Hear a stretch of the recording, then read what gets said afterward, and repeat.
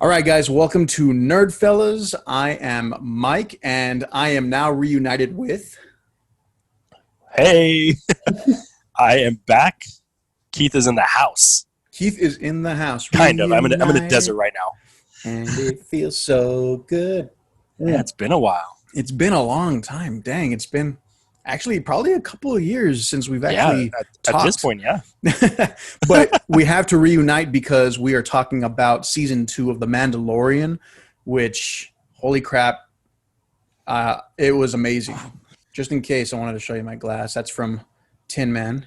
That's pretty cool. There's Grogu and there's the Millennium Falcon. I don't know why they associated the Millennium Falcon with that, but it's just cool. Whatever. It's still cool. And it's really hot in here, but I wanted to show off my Mandalorian beanie.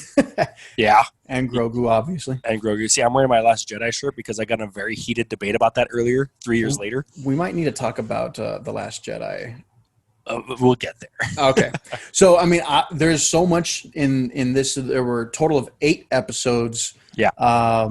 And it's just the continuing journey of Grogu and Din Djarin, a.k.a. the Mandalorian, and just seeing the progression of their relationship and how close he's gotten and the risks he's willing to take. So are we just going to dive into this just straight into spoilers? Let's go straight into it. So, I mean, I guess we haven't said too many spoilers yet. So, nothing too crazy. Yeah, so spoiler alert, if you have not seen Season 2 of The Mandalorian, do not watch this video because we're just going to talk. Yeah, you basically have until, I guess, I don't know when this video is going live, but Monday after the last episode came out because Disney themselves put out the character sheets of the main ones, and we already know who's going to be on it. Oh, yeah. And so, I had a couple of friends already kind of post photos of spoilers. I was pissed. Yeah, this is one of those things that it's cool to see Star Wars become a cultural event, not in like this separate kind of way. Like everybody's in on it right now, and it hasn't happened in a while. It hasn't. I mean, just seeing people get together for Star Wars, like no one cared when Force Awakens came out or Last Jedi. No one cared because they were like, well, I don't know shit about Star Wars. I don't want to watch this. Right. But this is something there was the hype surrounding, but then once they came out, they were divisive and they just kind of fizzled. Mm-hmm. This is gonna stick. And as soon as this came out, from the very first season, episode 1, we meet Baby Yoda, as he was known. Then everyone was like, "Oh, how cute! Let's watch this show." So that's how they got family show just because of that. Exactly. And it's not, it's not overly violent. I mean, it's suggestive, and what bad things happen. It's there's a lot of crime underworld being explored and stuff like that. But it's super cute too. That's the thing. It's got a lot of balance on it, and it's cool because the violence is very interpretive. Like you kind of know. Like that first episode of the first season where he slams the door shut and you know what happens. But it cuts at the perfect time to where kids can still watch it and you're not really too worried. A body falls and that's it. And then you're like, kids aren't asking questions. Let's keep watching. We're good. Yeah. So they did pretty good achieving balance in that aspect of it. So season 2, I mean, where can we start? I mean, I guess we can start from the very beginning. I guess picking up, right where the first season left off, we learned in the first season that the whole plan is to figure out and protect this child and get him to his kind. That was kind of, I guess, his Mandalorian quest, so to say. And that's where this jumps right in.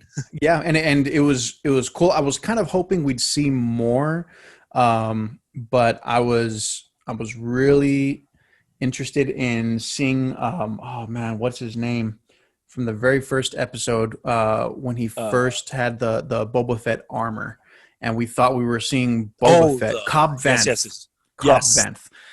So and I'm going to kind of piggyback right off of that real quick and say my favorite thing about this show is that it pulls from every single corner of Star Wars. Like Cobb Vanth was such he was an interlude character in the Aftermath trilogy. Yes, where they showed and they show little hints of what happened with Boba Fett's armor. Boba Fett doesn't have it, but someone new has it, and that his armor's still around. And there's a lot of open interpretation of how he got the armor, what happened to Boba Fett. And I mean, you kind of put the pieces together as a fan, but sometimes they just totally tell you something different. Right. But it was exciting to see that. Right, and it's cool because I think this is the first time that's happened in live action Star Wars.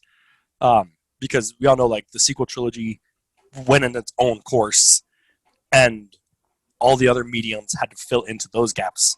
Yeah. And this is the first time there was set things there, and the show kind of pulled from other avenues. Yeah. Starting with Cobb Vanth on the first episode, which was really cool because you don't need to have read Aftermath to know who he is, but it rewards you if you did. Oh yeah, yeah. And then if you are brand new, like if this is the first time you've ever gotten into Star Wars, you know, it's entertaining, but then for the fans, it called straight back to, you know, A New Hope. And the very first thing that I was so excited to see was the dragon, the crate dragon, I believe is what it was called, right? It was from Knights of the Republic games. Yeah, and also his body, his bones were left in the desert. Yep. In A New Hope. So seeing C-3PO pass by that, everyone always wondered, what the hell does that really look like? And we get to see it. So I was like, holy crap. Yeah, it's really cool that they literally made that explanation, tied it from here and over here, and you see it in action, even with the pearl and everything. Like, oh, that was so cool. It felt like every like dream scenario fan fiction done well. Yeah, and the meat looks so good. I just wanted to eat that. Yeah, just throwing that out there. But and it's really cool because they're doing fan service that's earned. Yes. I feel like they're writing the story and then filling in the fan service where it makes sense. Yeah. And not doing fan service first and writing the story around that. And the thing I really liked too was how they expand you get a better insight into the villains of the original trilogy. So like in the very first episode, just, you know, even from the first season and then carrying on to the first episode of the second season, the Tusken Raiders, you know, the Sand People, we get to see that, you know, they feel oppressed, you know, they don't have water, they're surviving. And I was like, wow, that's cool. It's so cool. I don't know if you might have caught into it or not. It's a small little thing. I didn't even catch on to it, I saw it on Reddit. The noises that the Krayt Dragon was making was the noise that Obi-Wan in A New Hope was mimicking to scare them off. Yeah, yeah. And like, that's actually so cool. Yeah, and they were actually mentioning that, like, that's what the Tusken Raiders usually use for sound sometimes to draw people out. But yeah, Obi-Wan Kenobi used that to scare them away, and that's what they're terrified of. So kind of calling back to that was so cool. Yeah, and it makes sense, and it's fun. Yeah. Which Star Wars, the sequel trilogy, had very little fun other than like the J.J. Abrams jokes. Yeah. And like Rey on the island messing with the natives. Yeah. And actually, you know, you look back at the new trilogy, it was very flat, honestly, except for The Last Jedi. The Last Jedi tried flipping everything on its head. And I feel like if they actually ran with that, it could have turned into something even better. Okay, cool. We're on mostly the same page then. Yeah. Yeah. There's still some things I have critiques on. But I'm like bipolar about it, but we'll get back to it. That's a whole that's a whole thing. And it's actually going to tie in with The Mandalorian, so we have to talk about the sequel trilogy. So but you know, from the very first episode, Cobb Vanth was awesome. Seeing Boba Fett's armor gave every nerd. Seeing a different part of Tatooine was cool because it's what's old is familiar, but also new, and that's what I wanted to see. And it really introduced you to like a spaghetti Western style. You know, the whole thing has been very Western-esque. So just seeing him like ride into town and everyone's looking at him and hiding and running away. I was like, oh, that's so cool. It's cool because it's a space Western and that this is taking full advantage of it. Yeah. And and I like how it's separate. Like it's not a space opera, it's a space Western. Exactly. Right. So different genre in the bigger scale of things. Yeah. So, I mean, that was episode 1 pretty much. And the ending when Boba Fett. And then you're like, oh shoot, Boba. And then the big reveal, Boba Fett's alive, and everyone was kind of like, wait, is it Boba Fett? And because they didn't really spell it out. It was obvious, but they didn't outright say it. So they left just enough to have some fun with the speculation, which is really what most of the fun with Star Wars is. And everyone knew it was just. I mean, the scars were there. Tamara Morrison was present, and he's obviously the clone Jango Fett. So it was like, it makes sense, but he could have been a clone very easily because there were even rumors like Captain Rex was going to be there. Right. But he never showed up. So and it's cool because, and it's fine. I feel like that's saved for a later series that was just announced that we'll get there. Oh, yeah. But like I said, they showed him just enough to where like the most hardcore fan could be like, Boba Fett. but the Yeah, most casual fan first has thing I that did. mystery. Yeah, and the most casual fan has that mystery that it's their first exposure to Star Wars. Yeah, they're like, who's That that? person, why is it a big deal? They know it's a Yeah. big deal, but they don't know why. And then they Let's start keep doing their watching, find out. research. And then Exactly. yeah, so it's like those hooks. So all these little things, and then they're gonna start reaching out to their nerd friend and saying, "Hey, who the hell was that?" Yeah, and then And you start then looking like Charlie from It's Always Sunny. yeah, then you start getting all crazy. Yeah. But so then we go into episode, and the first and second episode, really we didn't get a lot of Grogu. No, Um, and you didn't get a lot of. This is kind of going to piggyback into one of my thoughts later on, but obviously the first season ends with Moff Gideon and the Darksaber, which is like the mhm. biggest reveal. Like, oh, he's got it. Okay, that's huge Yeah, in the huge. Filoni Star Wars, huge. Yeah, And you don't see the payoff of it right away. In fact, you don't really get the payoff from Moff Gideon until so halfway way through it, later. Oh halfway yeah, through at about least, and halfway. then it strings it along for the rest of it. You don't even get the full payoff right away, Yeah, and that's the and cool thing. It leaves you wanting to watch. yeah, and that's what it was pretty cool because and it's just like any Star Wars. I like how each individual episode is like a Star Wars film because each Star Wars film starts at a point in time where we've skipped a lot of time and we don't Yeah, know what's happened. yeah. So each episode does that technically. And Yeah, I was you don't worried. waste. You don't have the travel time. Yeah, exactly. And I was actually worried for the first two episodes because I was like, well, we're not getting a lot of Grogu. I hope they don't just throw him to the side Mhm. because the puppeteering was too hard. Right. But we get a lot more of him later. We get a lot more build on the relationship. And I mean, we get to see how much of a savage Grogu is, just the fact that he Yeah. was eating the frog eggs. Yeah. Just like mercilessly, That's but in episode like the two. most childlike way. Also. Yeah, episode two, he's just this hungry baby. He eats everything he's eating, and then just all the callbacks. Though episode two was cool because it felt like an alien movie, like the Yeah. actual alien. Yeah. The eggs opened up the same way, Yeah. and the way they came out, they looked like the face huggers. They So did. that was so cool. I'm gonna look up real quick while we're on here who directed each episode because Yes, they've gotten really good um, the top directors. the top three. I mean, we'll get to Robert Rodriguez's episode later, but Right. that was one of the best. Dave Filoni directed one of the important ones that everyone was looking Mhm. forward to. Yeah. The last episode that was Okay. I've got it here. Peyton Reed from Peyton Liam Reed. almost says Ant-Man. Yeah, Peyton Reed. He did the last episode, right? He did the last and the second. And the second. That's right. Yeah, he did the second also. So yeah, so I think the filler episode two, since it was Peyton Reed, I feel like that was like a filler test drive for him, and Mhm. then they were like, all right, let's give you the last episode. But because he's such a big director, and even Robert Rodriguez is such a big director, but the fact that he got to jump on the Boba Fett episode was big. Yeah. So I mean, a lot in episode two, but episode three, this is where we get a lot of This is kind of where it really big- starts. Yeah, like almost Rebels, like where you see a couple things that come into play later. yeah.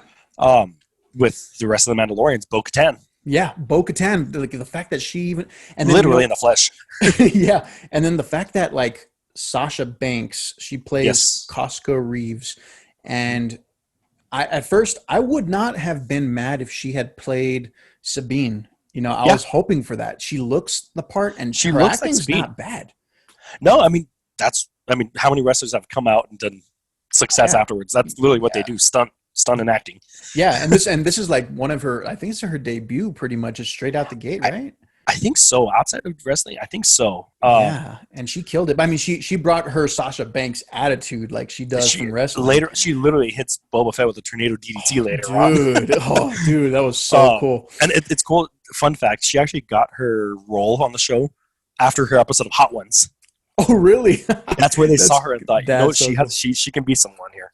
Yeah, that's pretty cool. See, and then just seeing her outside and getting her personality. So as soon as I saw her, man, I think everyone thought, oh, Sabine. But I kind of like that we haven't seen Sabine, at least not yet. I mean, Also saved for a later show announcement. yeah, exactly. And then, but just Bo-Katan was the biggest revelation. And it's cool because Katie Sackhoff voiced her, and now she's playing her. And looks exactly like her. Yeah, in it all worked out. honesty. Yeah, It worked she was out. perfect. And I mean, that's just like a testament to like the perfect casting. Like even people were concerned about having like Gina Carino play and come in and play Cara Dune, Right. and they were like, no, like she's not a great actress, but she's killing it, man. She's great. Yeah, like I know that there's a lot of like I guess controversy with her like political opinions, Mm-hmm. and some are kind of yikes. With that being Yeah. said, Set I that can't see aside. anyone else. I can't see anyone else as this role. No, no. Like honestly, like when I look at films, I mean, yes, there's a lot of everyone's going to have their own political opinions and have Hmm. their own insight, and they have everyone has their each individual lives and whatever. But when Yeah, you come together to make a film, I think everyone just needs to toss that aside and just enjoy the movie. Like yeah, I don't know.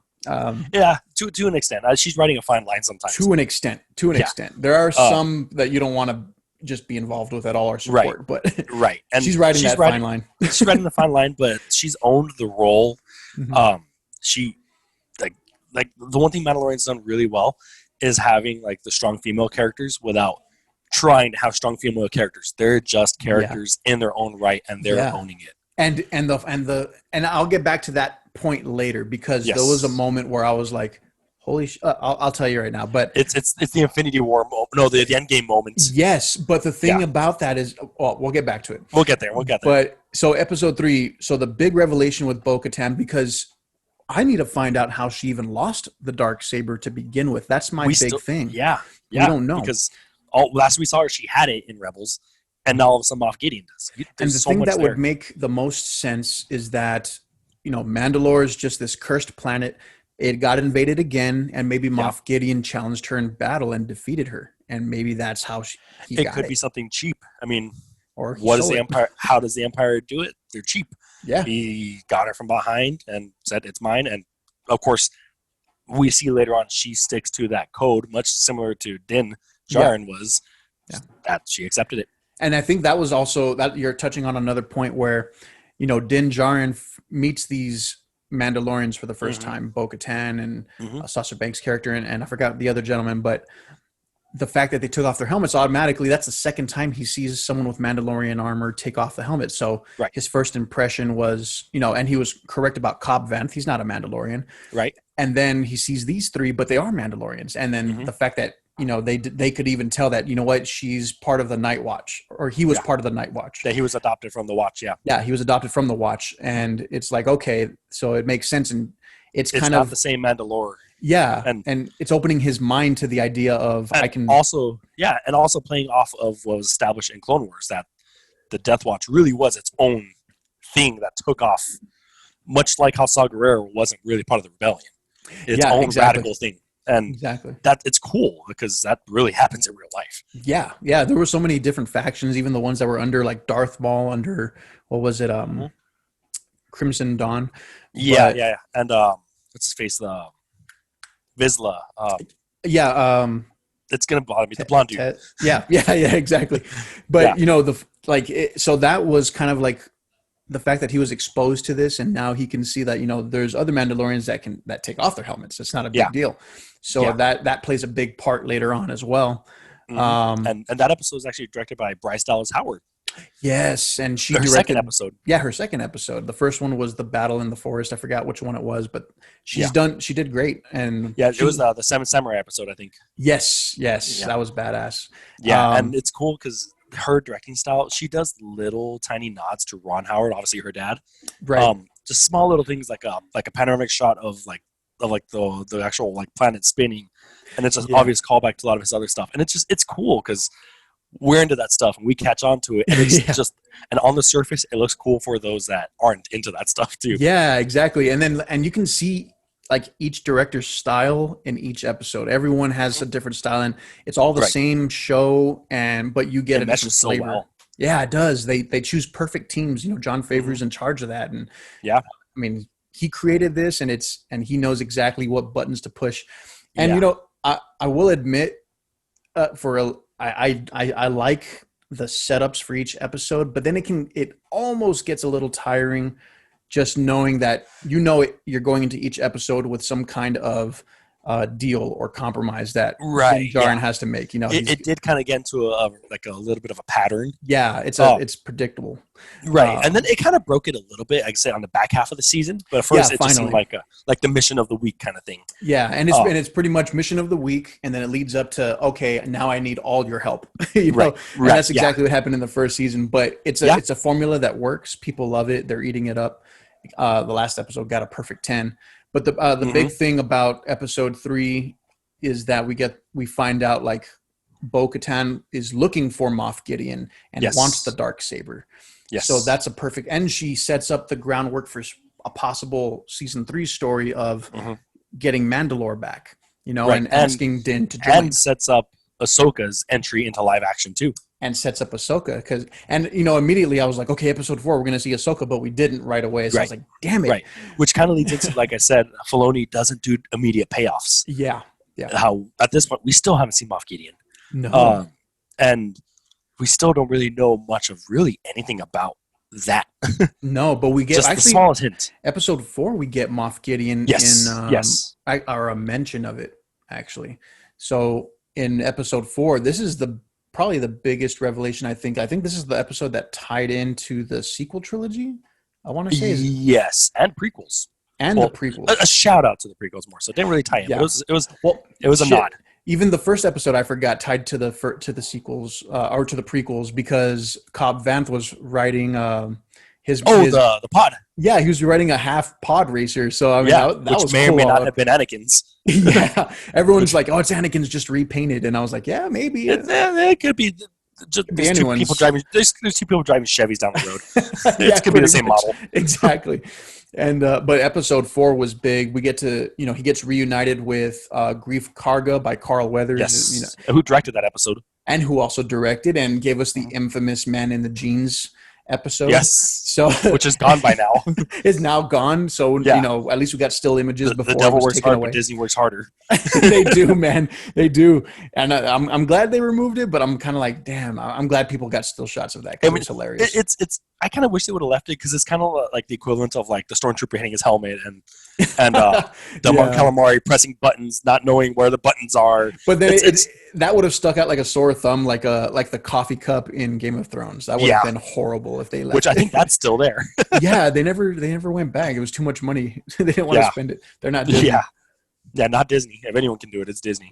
But And the big thing is the raid. this is the one. Yeah. So, you know, the fact that, you know, we get one of those, and I think this is where we get the cute thing, right? Where he steals the macaroons. This is where we get more Baby Yoda. This is where we get more Grogu. Yeah. I thought that was so cool. And then the fact that they're showing the a map. So they have a similar droid to C-3PO, and they're showing the map of like the Outer Rim, and they're kind of showing different locations. They mention a couple that are pretty famous in Star Wars history, but I think just the big takeaway really was Grogu being there and using the Force to eat macaroons, blue macaroons. The fact that macaroons even exist in Star Wars, I was like, hey, that's cool. I'm down. Sure. No wonder I like macaroons so much. Now you can find blue ones. Yeah, I know. I need to find blue ones now. Yeah. I'll go check Sam's. But so, you know, the raid, the moment, the siege. So the siege, the moment you hear Snoke's theme music, and they close the doors, and then they look and they see these clones, and you're like, holy crap! Like, okay, I see what the Mandalorian's trying to do. You know, they're trying to really group everything together and together. Yeah, they're trying to make it canon. At that same moment when they have Snoke's like theme, and they're talking about it, the plane comes up and they talk about his M counts. And it's like, okay, you just made that line so much cooler. We don't have to hear midi-chlorian. We can just call it which M we know counts. what it is. We know what it is. Yeah. It's been memed to death.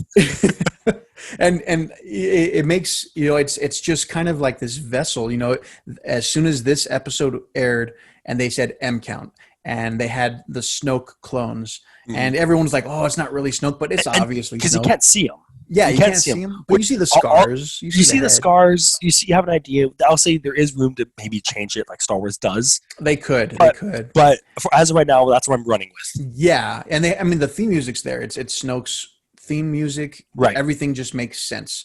Right. Which And the only counter to that I can think is that at one point they thought it was uh, the Plagueis theme, which is Snoke's and all that, which clearly that didn't play out. So that might be the only thing I'd say where it kind of might not play out that way. But yeah, it's but I think it's enough for me. It's fun. honestly, it made me realize that the Mandalorian is a vessel to make everything canon and to make everything okay to Right. fans. So I was kind of like, I thought it was super cool, even though I wasn't the biggest fan of the fact that Palpatine was alive. Yeah. The fact that why even make Snoke clones? Like it made no sense. There was no context to it, but Yeah, I mean, this kind of gave it some. yeah, and it's just, I mean, but at the same time, clones are such a big part of the history of Star Wars, and they can justify it any which way, but Mandalorian kind of made it cool a little bit. I was like, okay, yeah, I can roll with this. It kind of it did what the Rise of Skywalker tried to do, but successfully, which is try to explain things it didn't really have to. Yeah, exactly. But it did it though, and it did it fine. Yeah, and it's kind of like the Mandalorian is a live action book because or I think they're kind of like a video game, like even that, like it's like an RPG where you go and you meet all these characters with side quests, and then you move on, and then you do it again and again. Yep. That's and you're getting more insight into all the other stories. So like, even if you're not a big fan of The Last Jedi or Rise of Skywalker, read this book or play this game and you'll understand it better. That's exactly what Mandalorian became. Like the Clone Wars as a series, like Filoni just does in general, really. Yeah. And the fact that he's behind this, man, I'm so glad. Him and Favor together are like the dream team. So have you seen that Disney gallery from the first season, like how it's made? Yeah. So cool. It was amazing. So cool. Yeah, I played it after, I think when it came out with the first season, right? Yeah. It came out shortly after. Yeah. And then they're starting the second season of that immediately the week following. I think it's on Christmas Day. Awesome. But it's so cool seeing like how this is literally a technology game changer. Oh yeah. And then there's a spot where Filoni just goes on like a 7-minute rant. Yep. Just about Phantom Menace of all movies. Yeah. And it's so cool to see. Yeah, and the fact that he's like justifying it and saying it like the prequels are like genius, and honestly, I look back, I mean, if I compare it to the sequel trilogy, I'm like, you know what, the prequel trilogy is still better. So it's original, prequel, sequel. Right, which is unfortunate, but that's pretty much how it plays out. Yeah.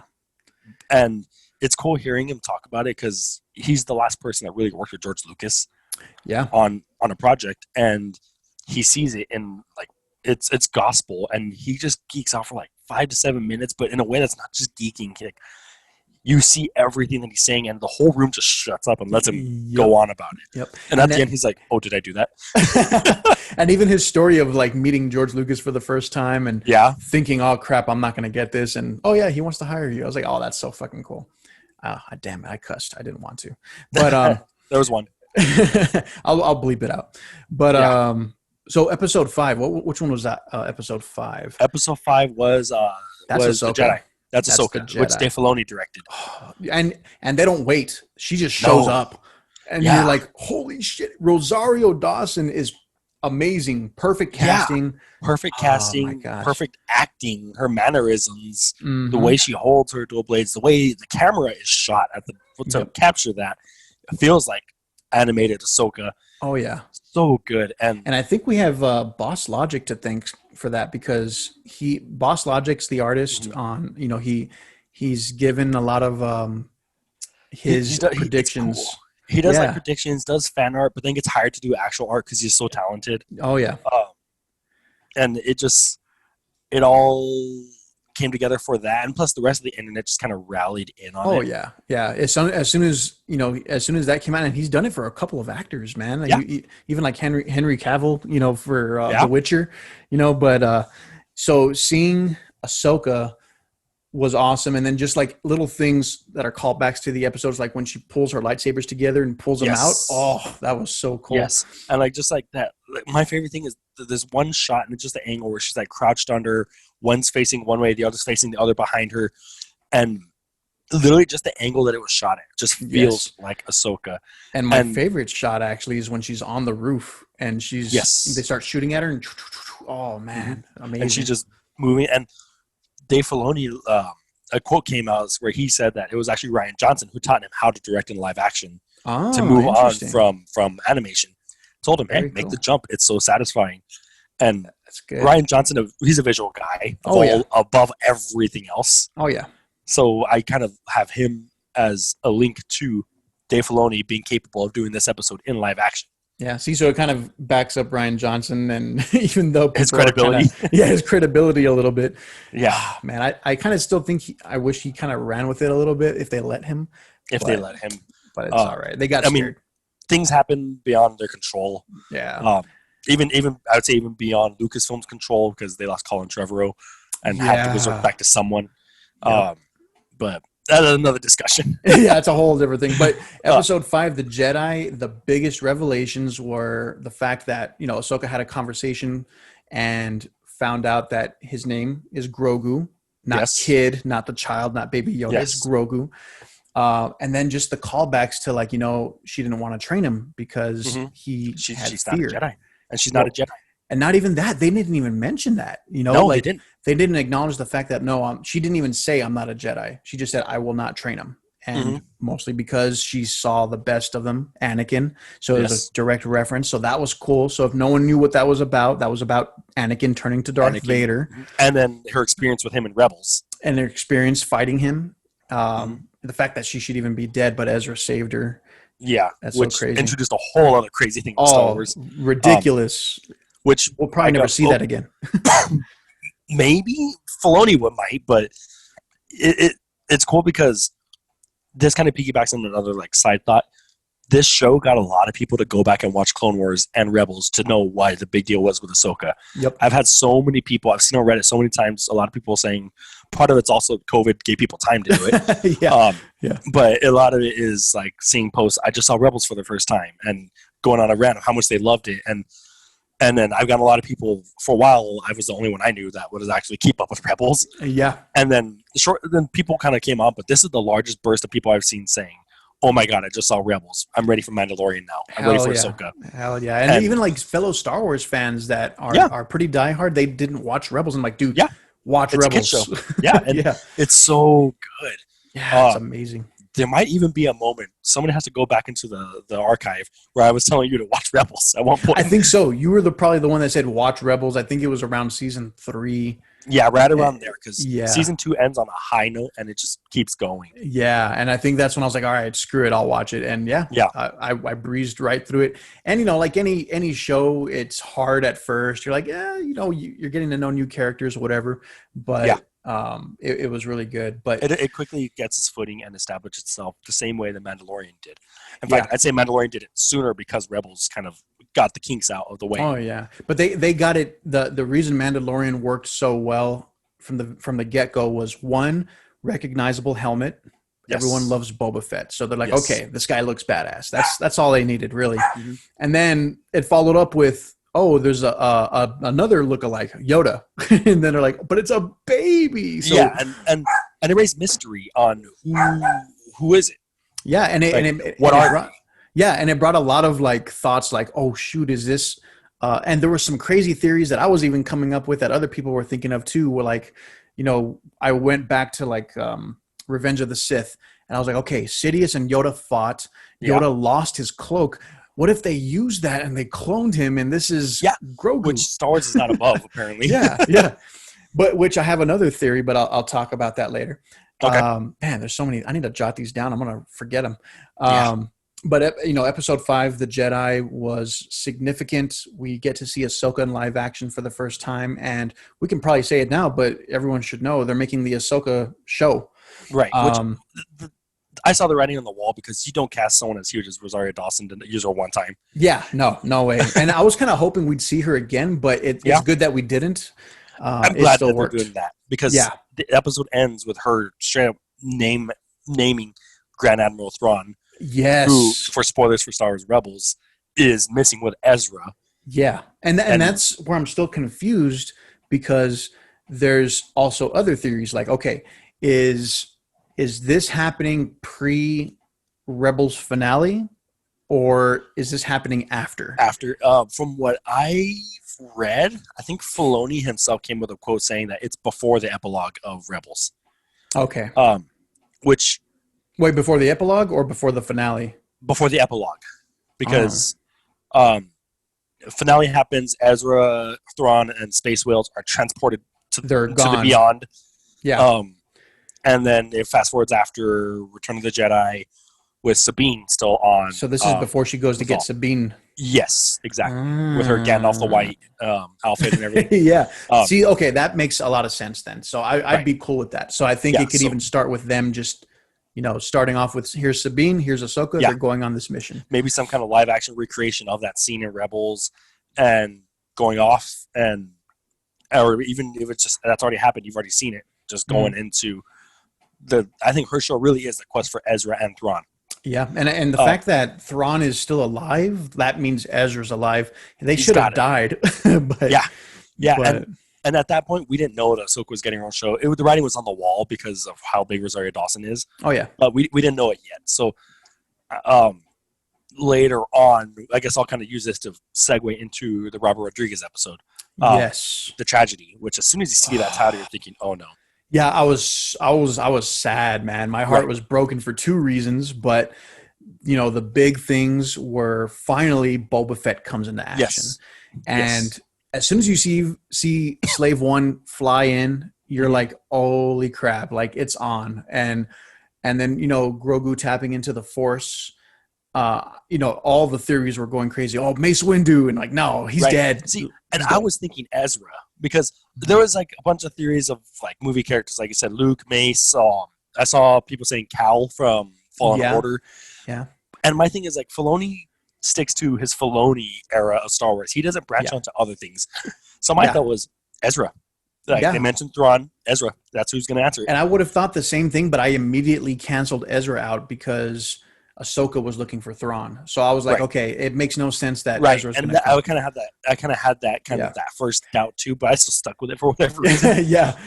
And I thought, and honestly, we have to discuss it at the end of this, but my answer was correct. My thoughts were correct. It just made too much sense. And I was like, will they do it though? That was my big question. Exactly. But Boba Fett earns it. He earns the hype that he's had for 30 plus years. Thank God. Like we get so many answers. He's a true Mandalorian, even though he's clone. His dad was a true Mandalorian, even though it's not technically his dad. In the same way Din Djarin was kind of. Yeah, exactly. He was adopted technically, Right. And the great thing about Boba Fett is even though his donor Jango Fett was true Mandalorian, fought in the Civil Wars and everything like that, it doesn't necessarily mean he's Mandalorian, and he acknowledges that. He said, like, I'm not Mandalorian. But it's his armor. But it's his armor. He inherited it, and it justifies everything. And then we see him in action, and I'm like, holy crap. And he's finally the Boba Fett that everyone pretended he was. Yeah, exactly. Like, everyone was like, damn, he went out like a punk. in the Return of the Jedi, and of course we get to see him in actual action. So it was great seeing it. The attention to detail is so cool. Which you kind of see a slight callback in the first episode when you see I think it's R4, the one that Owen doesn't buy, and he's got the stain from from where R2 jacked him up. Forgot to mention that, another callback. And in the same way, Boba Fett on his jetpack has where it's like slashed across, which led to his death death. Yeah. And that detail is so cool. It was, and that's all Filoni, man. He knows his stuff. That is. And when he went, and there's even like footage of him going to R5D4 and saying, this is where you need to. This is where he popped his circuit. And I was like, that's so cool. And it's that same exact one. Yep. I was happy to see R5. We should have. It's R5 or is R4? It's R5, right? Yeah. R5D4. I think I said R4. Okay. Yeah. And it's so cool, and to see that theory that it was Boba on with what's her face, Fennec.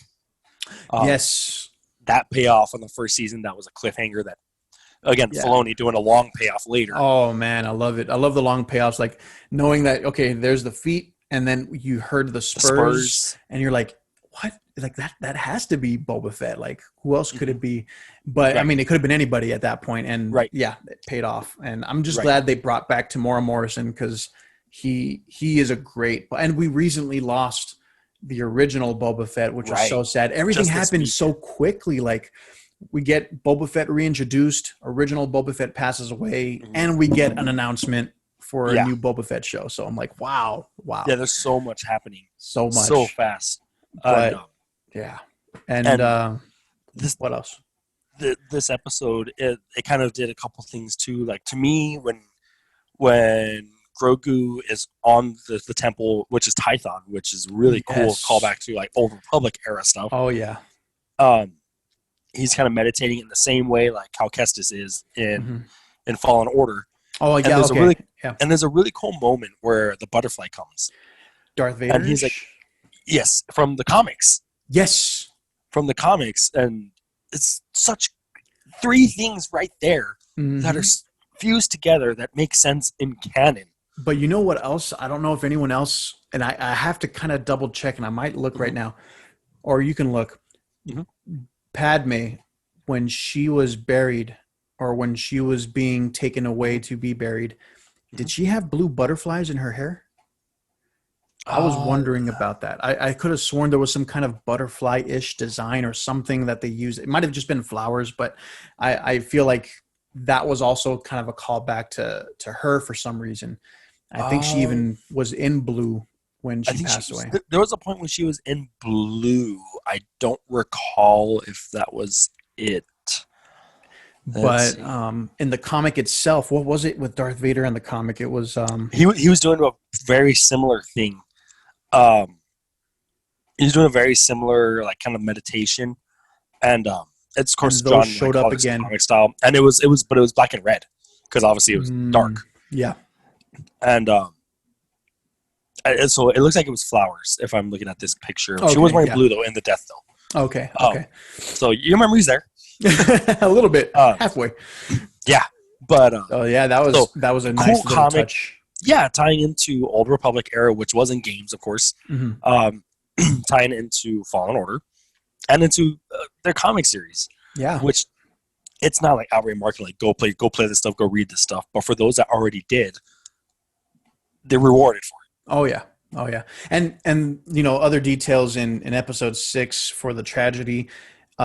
We get a big hint, and even though it happened in the very first episode of season 2, we see his weapons and how he uses them, and their Tusken Raider equipment.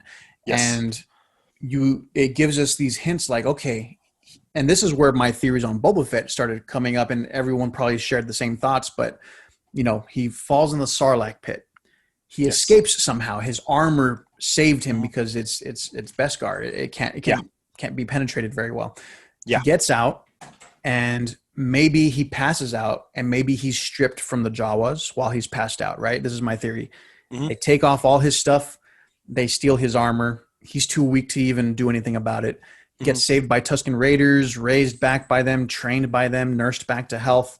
Then he's ready to go search for his armor. He's still on Tatooine. And then the moment he's ready to go, he shows up to look for Cobb Vanth, but sees Mandalorian taken off. And that's when he starts tracking him. So I thought that was my whole theory. The perfect timing for him to catch onto it. Yeah, exactly. And see it. Yeah, which could be a thing. I mean, that's the cool thing that now that I think Mandalorian's a little bit more established, they can do tie-in material to kind of fill in those gaps if they really wanted to, which they don't have to, but it would be cool for people like us, really. Yeah, and I feel like he must have learned some kind of code because he was a loose cannon. Even if you look at the Clone Wars series, you know, Boba Fett, when he was younger, he was already putting together his own misfit group, and he was trying to kill and really ditching them and doing his own thing even from the beginning. Yeah, and he was just a pissed off guy, and he wanted to just kill Jedi, you know. And seeing where he's at now, he's slightly humbled, but he's still very, very dangerous. Yeah, and he says the line. He says the line too. I'm just a man making his way through the galaxy. Yeah, and his dad said universe. Did he? I think that was the big thing. His dad said, I'm just a man making my way through the universe. And he's saying it. I think they corrected that. He was supposed to say galaxy because it's a galaxy far, far away. But Yeah, when he said that, I was like, oh, just little things like that, man. Yeah, Perfect. I mean, poetry, the way George Lucas wanted it, I guess. Exactly. And then the fact that George and Lucas was on set too for all this. yeah, So yeah. And this uh, is the episode that was directed by Robert Rodriguez, who I saw a quote from him saying that he only had 19 pages of script, and he thought, I'm about to do a lot of action. yeah, yeah, and he did. He delivered on the action. He had some cool moments that could have come off cheesy, but they were just so cool. The Dark Troopers in general could have, but they could have been so cheesy. Like, well, just the fact even like the very cliche look and an explosion, and he shot. The Robert Rodriguez stuff, to be honest. Oh yeah, it's Robert Rodriguez style, but it worked. Mm-hmm. And I love how he was like, "Man, nice shot." And, oh, I missed. I was like, I was aiming for the other. Yeah, and then the Dark Troopers. So I mean, everyone was like, oh, "Are those Dark Troopers?" And yeah, it's like, and we find out later it's third generation Dark Troopers. But and they're so slow, but they're so dangerous. And yes, this is where the tragedy kicks in. We lose the Razor Crest. Yeah, and then we lose Grogu. So you're like, holy crap! This is he's in serious danger. And the fact that you already know what they're doing with him. So and they're going to do more. Yeah, and the fact that he can die, Yeah, and it's just very scary. But this is where we learn that also Boba Fett has a particular code, and he said, "Hey, we insured the kid's safety, so we're in debt to you." It's kind of like the honor amongst thieves kind of thing. Exactly, and the fact that Fennec was willing to go along with it too, and she sort of said, "I owe my life to Boba." Yeah. So she's totally indebted, kind of like what Chewbacca's indebted to Han Solo. Fennec's indebted to him. So I thought that's a cool life debt thing. That's just it continues. Even like with Jar Jar Binks, it was indebted to Qui-Gon Jinn. Yeah. So it's a well-known it's Star Wars. Yeah, it's a Star Wars thing. So then we get to episode. There's nothing really else on episode 6, right? The tragedy. No, like you said, it was not a heavy script, so it was mostly action, which we kind of mostly covered. But we did get to get the spear. We forgot to mention that we did forget to mention the spear, which you kind of already know. Like, okay, this is heading towards the Darksaber showdown. Oh yeah, like that was like a key piece of weaponry. I love that was added to his arsenal, so I thought that was so cool. Yes. Oh, actually, there's one last thing. The knee rockets.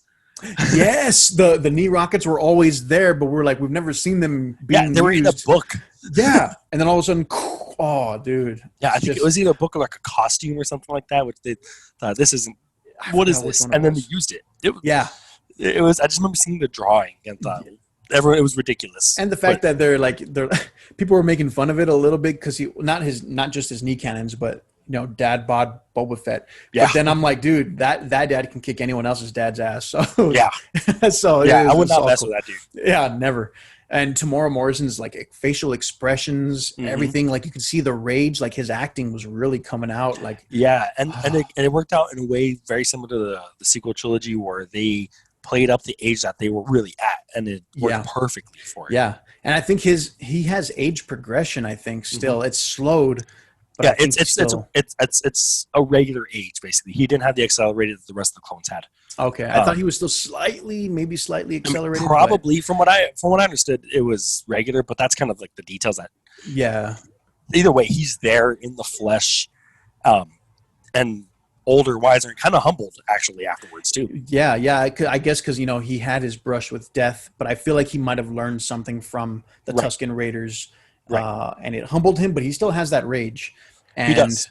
It's there, but then it goes in. What's the name of episode 7? Where do we go into? 7 is The Believer. Okay, so episode 7. This is This is directed by Rick Famuyiwa. I think is how it's pronounced. Famuyiwa.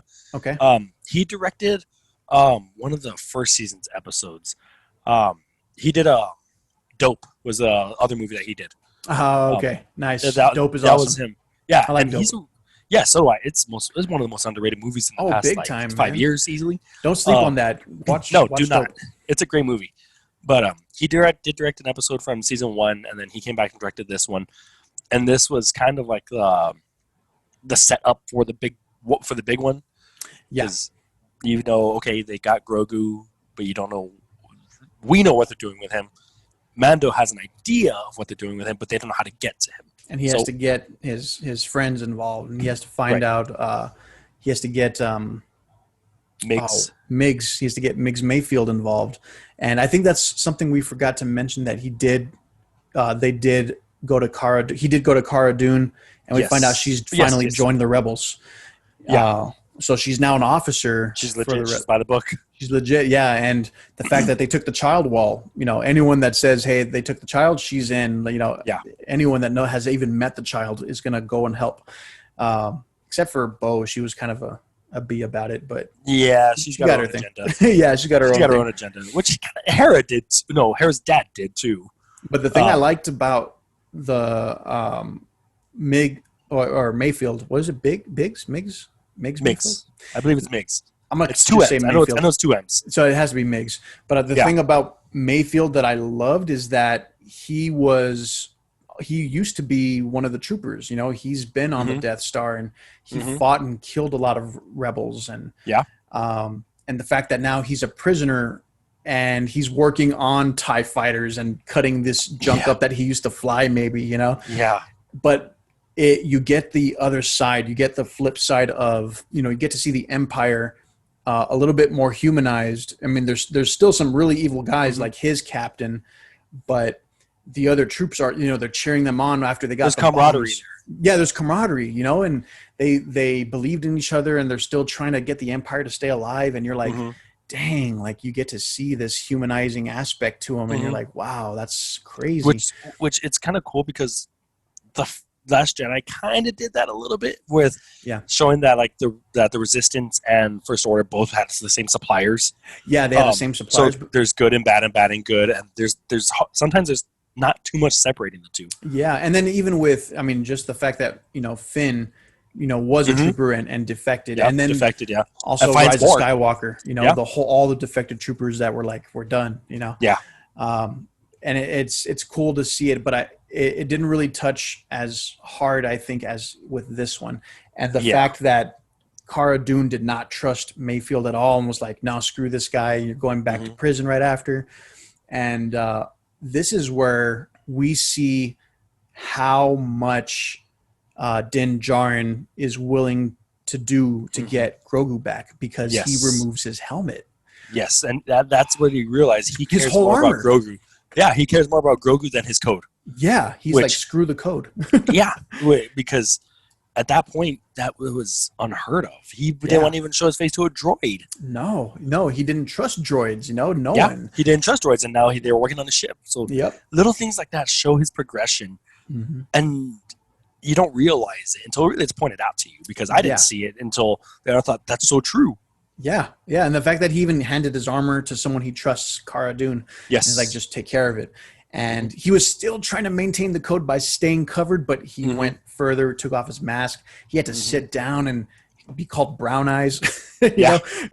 So, and then oh man, it was, and someone else mentioned this, but it was such a callback to Inglourious Bastards, like just sitting there with the enemy and trying to get past it and trying. Oh, and honestly, someone said Inglourious Bastards, but I thought it was more a callback to Django Unchained. Yes. Like, you have to shake my hand. Yes. And he's like, fuck this. Boom. Oh. Yeah. That's kind of what I thought too. So playing the lines of both. Yeah. And it's so cool because Mayfield says, I never saw your face. Like, he's got respect for him. Yeah, he has respect for him, but he's also afraid, I think, because he's also afraid. Yeah. I don't want to get killed. Yeah. And it's funny because that was probably the most memed episode I'd seen, like the car ride when he's talking. It's like me in the Uber, and the driver keeps trying to ask questions and things like that. That's exactly what it was like. And like, it was cool because then you see, of course, different perspective, because you have Cara Dune and Fennec kind of keeping the high ground and enemies surrounding them. And really you see a scrappy empire for the first time because there's no lead. But it's also like the first, and I don't know if anyone caught it, but it's the first mention of the First Order, because it's hinted, because I forgot that villain's name, the captain that they had to, that Mayfield and Din Djarin had to sit with, but he was like, people don't know it, but they want order. And I was like, oh, First Order. I did hear that. And then it gets mentioned even with more emphasis on the next episode. Yeah. Which this one, it kind of really, it's a fetch quest. It's you need to get this so you can know where you're going next. Exactly. It was kind of also a filler, but it's probably the it's like a second filler really, but it Yeah. gives you a more humanizing aspect to the Empire, Hmm. and it redeems Mayfield because he Hmm. was just this asshole you met that Yeah. wanted to kill Din, and all of a sudden he's like, no, like he's back in it. He's remembering his comrades that he lost, Hmm. and boom, he explodes the base on his own, and that tells Hmm. Cara Dune, hey, this guy's good. Yeah. So I was And like, that's so and cool. yeah, and I kind of think this was a backdoor pilot possible for a new series that just got announced, that Rangers of the New Republic, Yeah. because he's on his own. I'm thinking he's going to do something stupid, get caught. Cara's going to vouch, and he's going to be a ranger, Yep. basically his own life debt, I guess you could say. That would be super cool. And because those three shows, Ahsoka spinoff, Rangers, and Mandalorian, are supposed to kind of be like their own Around the thing, kind same. of intertwining with each other, almost like Yeah. CW superhero show is. Oh, yeah. So Hopefully that not might be as obvious, but yeah. right, more fluid. Yeah, exactly. So I kind of think maybe he might be one of the leads. Like Bill Burr would get a future in Star Yeah. Wars, Dude, Bill and Burr, the one that hated Star Wars, and now yeah, he's like, I'm all for it. yeah, He's in it. exactly. And maybe he might be one of the staples of that show. So you have some familiarity amongst all of them getting launched off the Mandalorian, maybe. Mhm. Um, And he's an idea. good. His Yeah. acting was good. And just like the tension when he's hearing the stories and trying to like Hmm. talk about his, oh man, I was like, I feel you, man. That's Yeah. crazy. And what else? I think that was pretty much everything that really happened. But The last scene, the transmission. yes, the transmission. Oh man, when Mhm. Din Djarin's he says the same exact lines that Moff Yeah. Gideon said, and it means Yes. more to me than you'll ever know. Oh, Yeah. He man, kind that of gave me throws it right chills. back at him.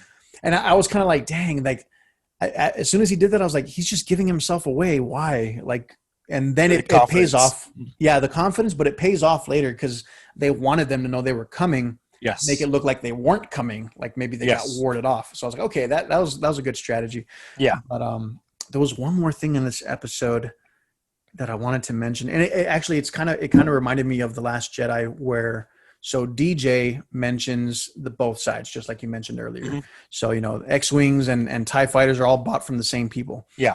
And Miggs Mayfield basically says, doesn't matter who's on this land, you're an invader to everybody, like, Yes. so it's like, you can be a rebel, you can be part of the Empire, you're still on this person's land. And I was like, Yeah. dang, that's And in some ways, the Clone Wars did it too, because they had like neutral planets that said, we don't want this war here, so we're not aligned with anybody. yeah, And so it's a theme that's going on in Star Wars that I think probably The Last Jedi is probably the one that people just saw the most because it's one of the movies. yeah. So it's really cool that it's Star Wars and it keeps recurring things while now finding a way to keep it new. And now we're at the final Yes. episode, and this is what Yes. the rescue is. The rescue, yes, which we, as of recording, we're 1 day removed from it. Yeah, so this is the biggest spoiler in case you finally made it this far to listen to us. But the rescue is probably the best episode in the whole series so far. I think so. I think so, man. Maybe maybe I liked the Taika Waititi episode more. Maybe that was pretty good. That's one of those. But the finale. Yeah, and I say maybe just because it hasn't settled in the same way that one has. Yeah, I have this one's probably gonna, just like Star Wars, everything kind of shifts orders. Yeah, and I can reflect back on I reflect back on Taika Waititi's episode on the finale of the 1st season, and I do remember myself like jumping and saying the dark saber, like I knew, and I was like the dark saber, or like IG-88, which IG-88 voice having his moment. Yeah, or this guy was IG-11 or 88.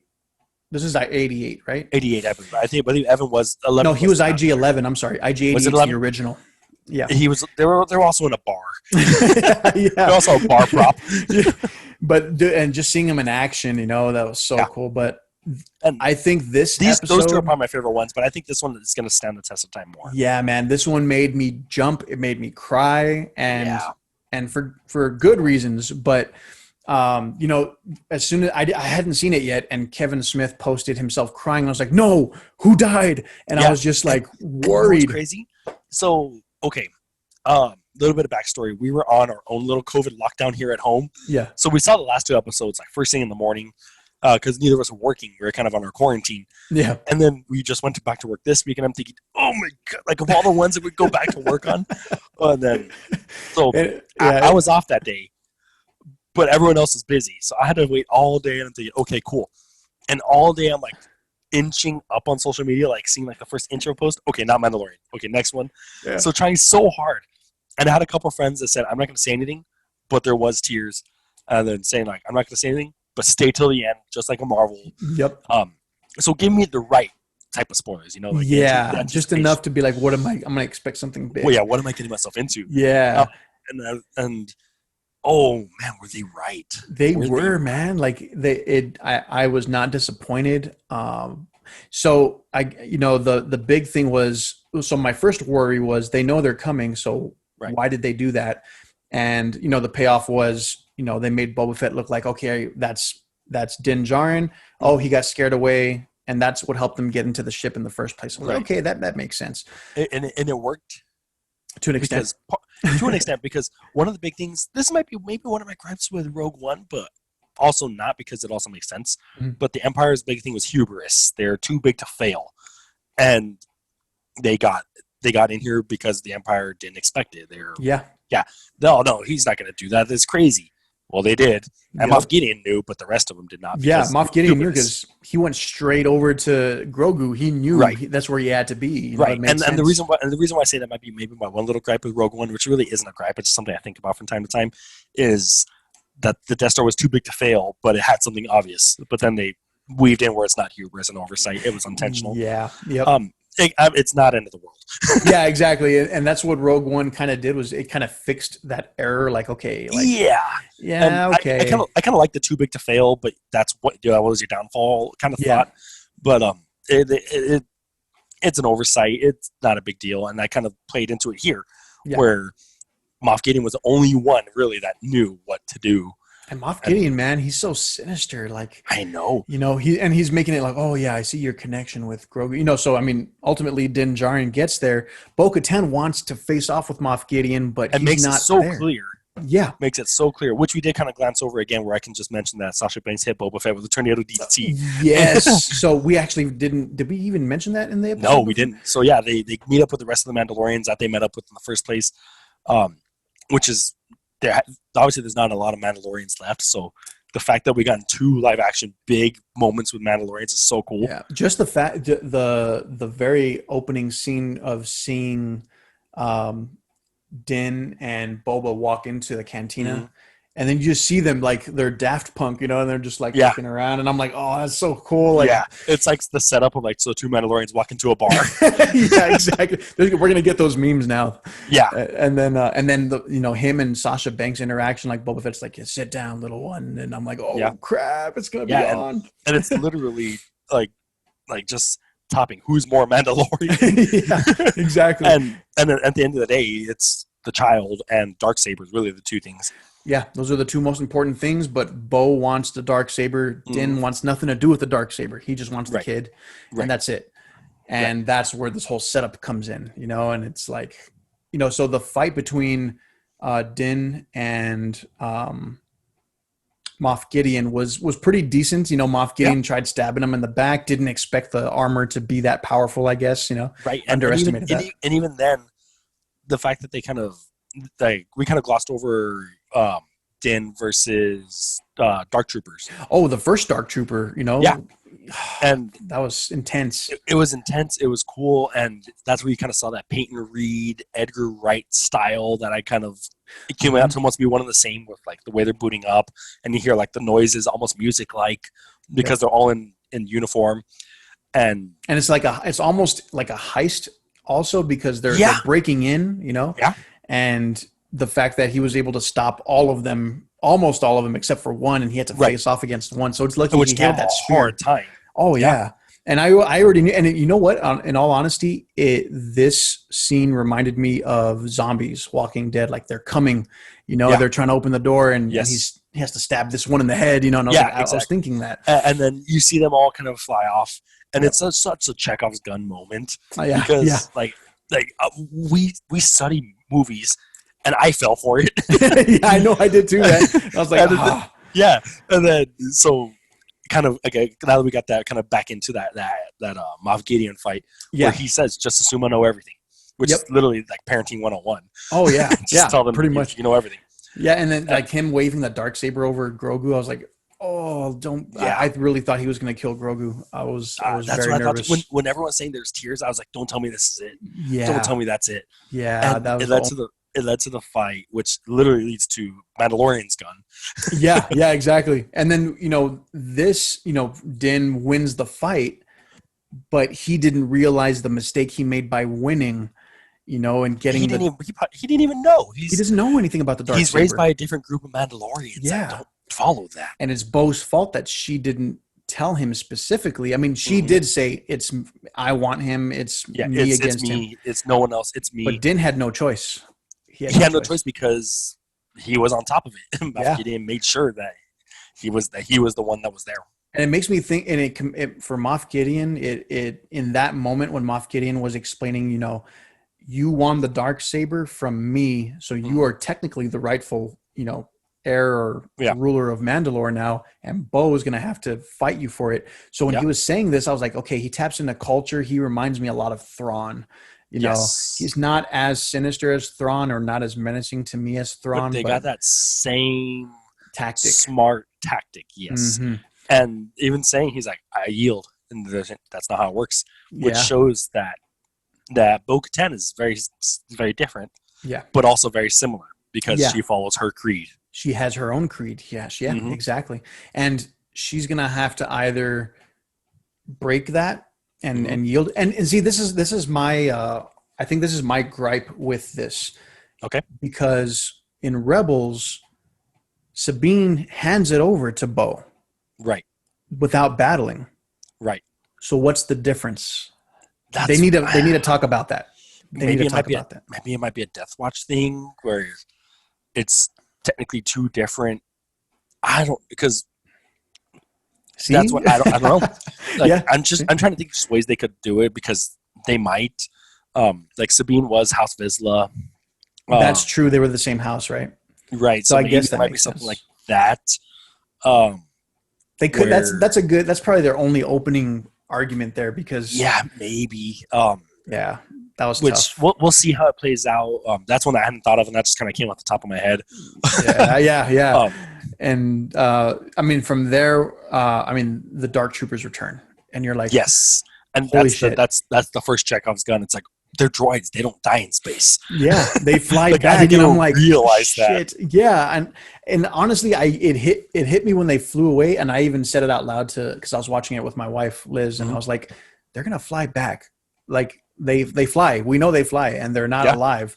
See, and I forgot about that. I spaced out because they immediately move into like Moff Gideon and Grogu.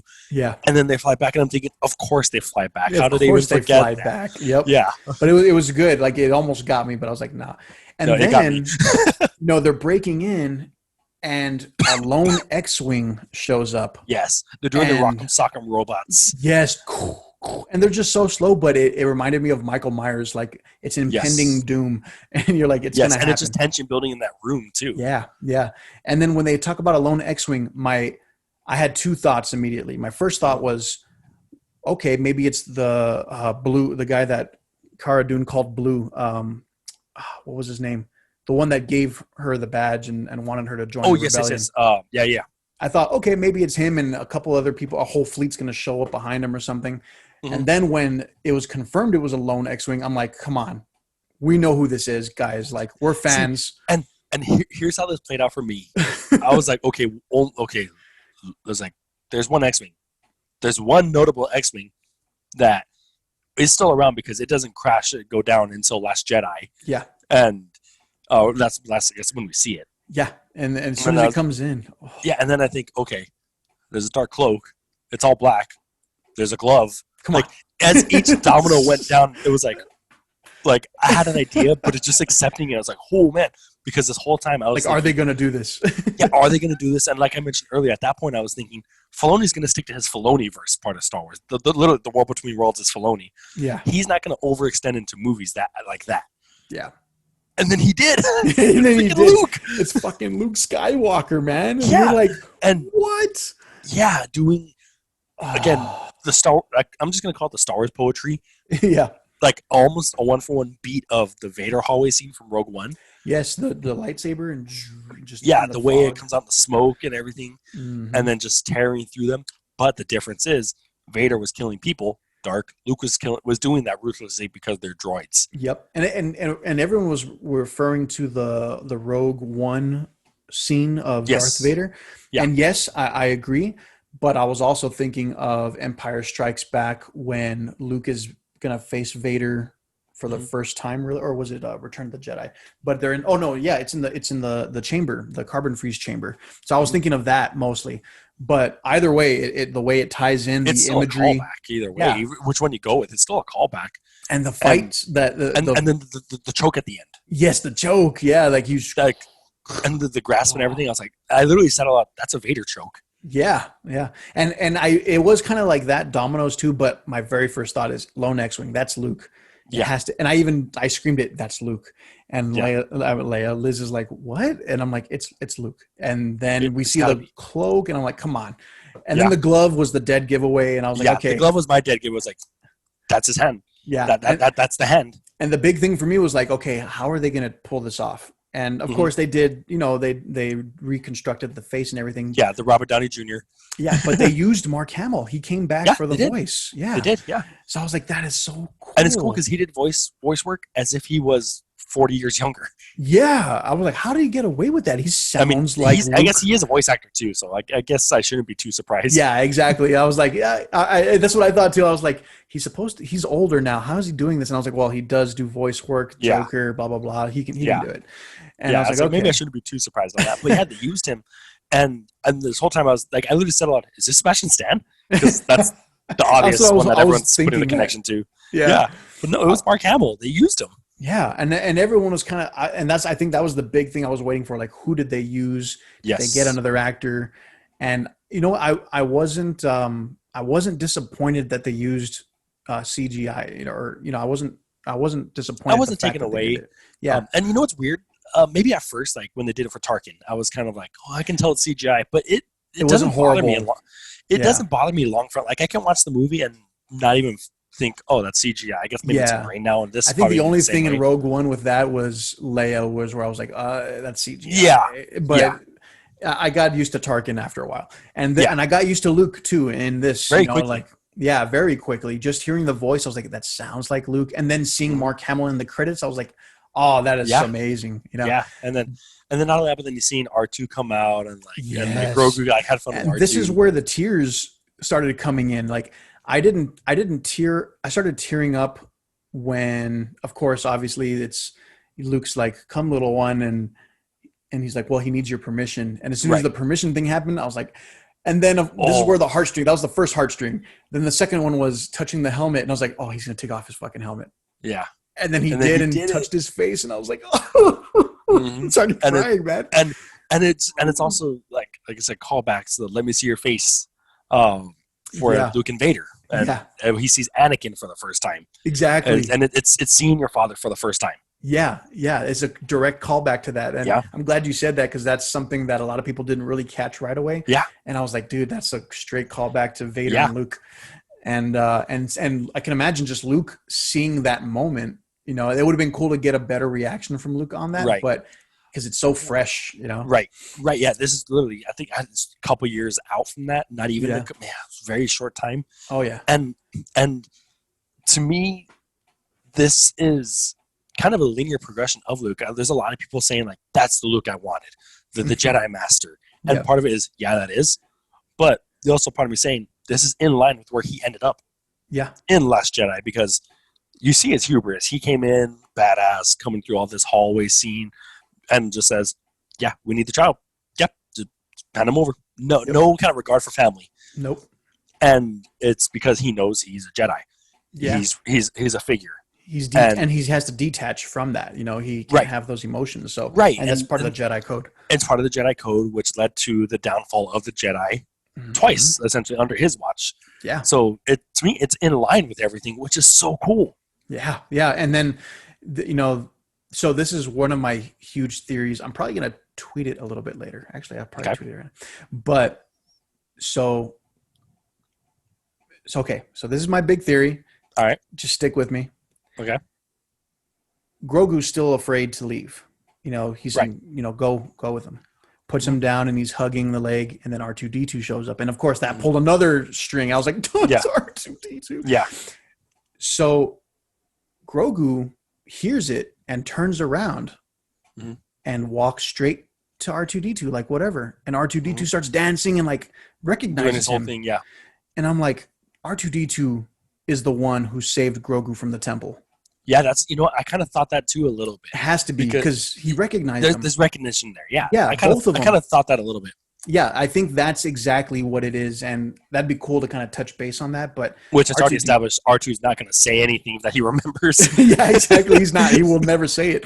So, but it's like he even looks at him like, and it's so crazy because it's just a droid, and I can see the expressions because he puts the leg in, he looks Mhm. down, and then it's like all of a sudden it clicks. Like I remember, and he starts dancing, Yes. and the fact that Grogu walked over like whatever and said, "Okay, I know R2. I'll go with you."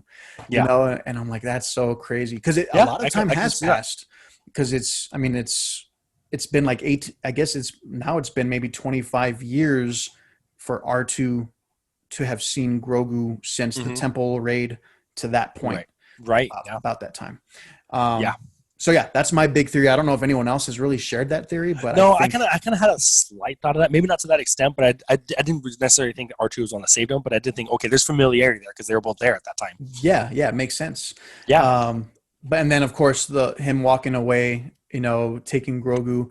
Mhm. I mean, just pulled every heartstring on me, and Yes. I cried, man. I cheered, I stepped up, I cried. I was like, oh man, this episode just delivered. Mhm.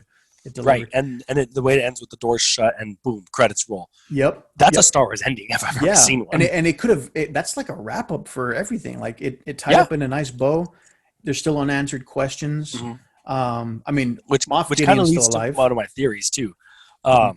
of where the future of this show. Yes. Just to kind of, I guess, jump a little bit ahead. There's an after credit scene. Yes. Um, Yes. Oh and yes. so cool, so satisfying. And just to kind of summarize it up, Boba Fett's the new crime lord of Tatooine. Basically, and I was so excited to see Bib Fortuna still alive. Like Yes, Bib Fortuna starting to get a little bit bigger. looked like Jabba. He looked like Jabba, and it like whoever I don't know who they cast, but he was perfect.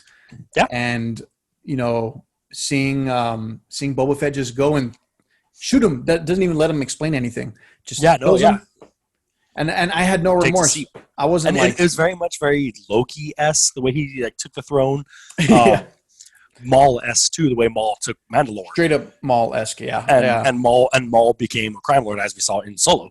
Yeah, and now Boba Fett's going to be the gang lord of Tatooine, pretty much. Right. So and it closes with the Book of Boba Fett. And did it have a date? I know it said December. Did it have a specific date, or did it just say December 2021? That's it. Okay.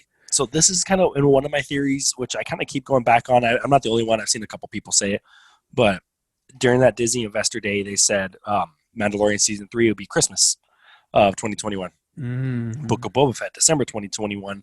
I'm thinking, are they going to run 2 shows at the same time? At the same time? I'm thinking, what if season 3 is the Book of Boba Fett? Now, at first, I was thinking, well, hear me out. Okay. Each episode is called chapters. A book.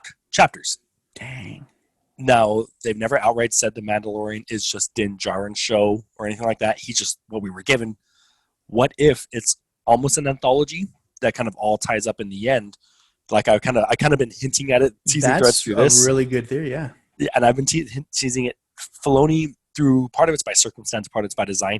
He does long-term payoffs. Mm-hmm. When Disney bought Lucasfilm and Clone Wars got canceled, he couldn't wrap up Clone Wars, so he did it years later in Rebels, a long-term payoff. That was by circumstance.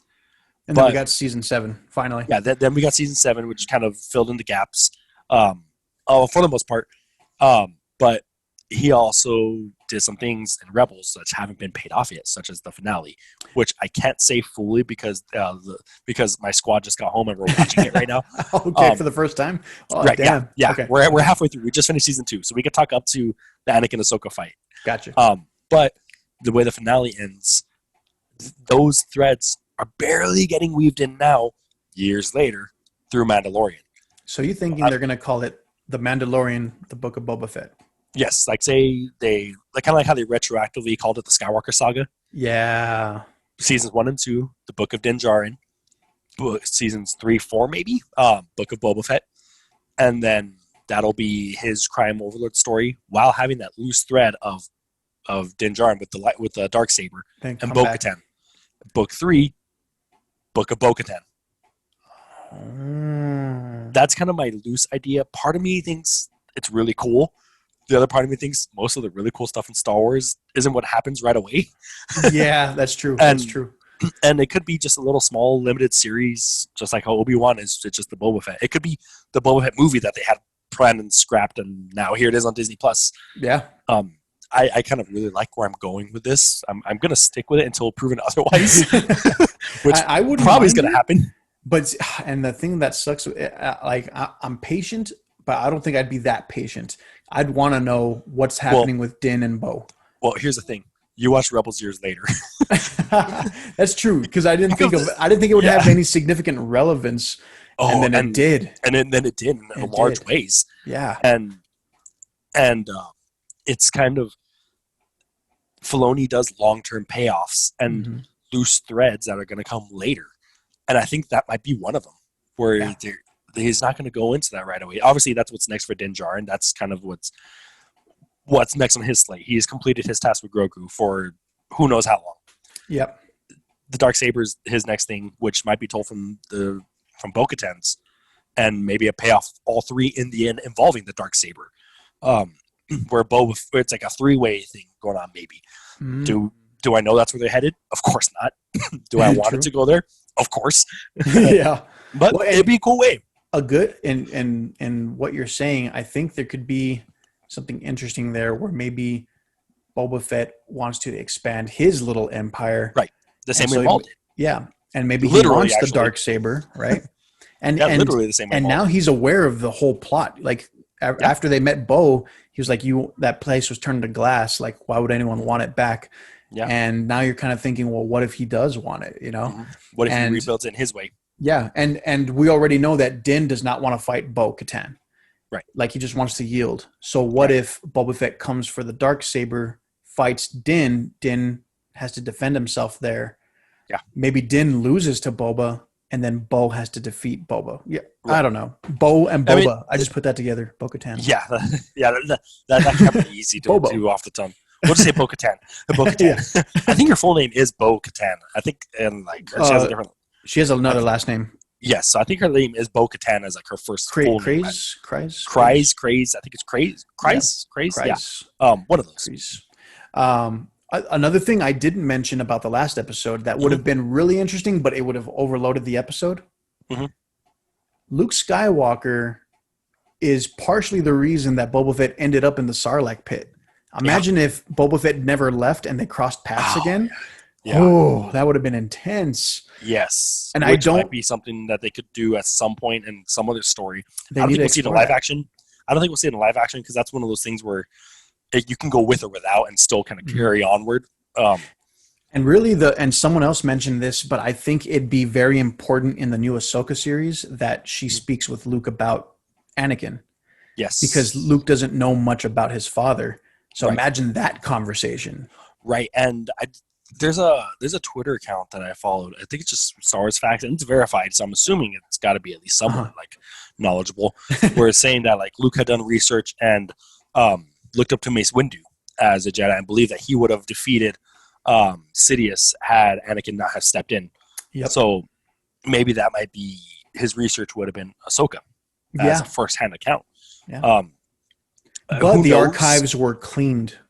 Yes, exactly. They were destroyed. So where did the research come from other than those books he had? Yeah. Which probably didn't mention that. Yeah, so he didn't know anything. Right, so it might have been a first-hand account being Ahsoka. Mm-hmm. Yeah, I think so.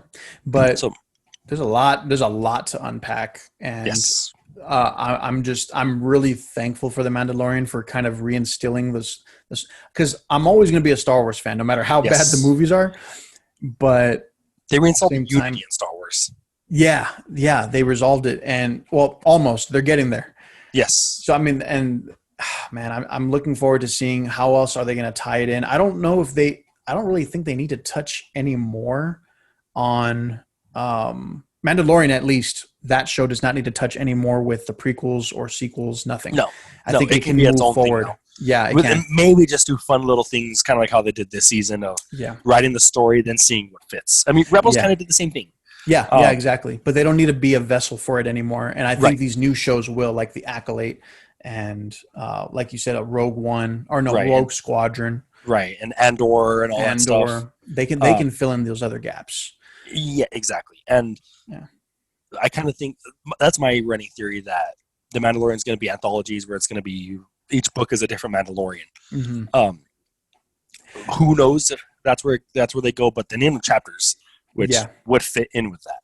My big fear now is Luke has Grogu. Did Grogu die in the temple because of Kylo Ren?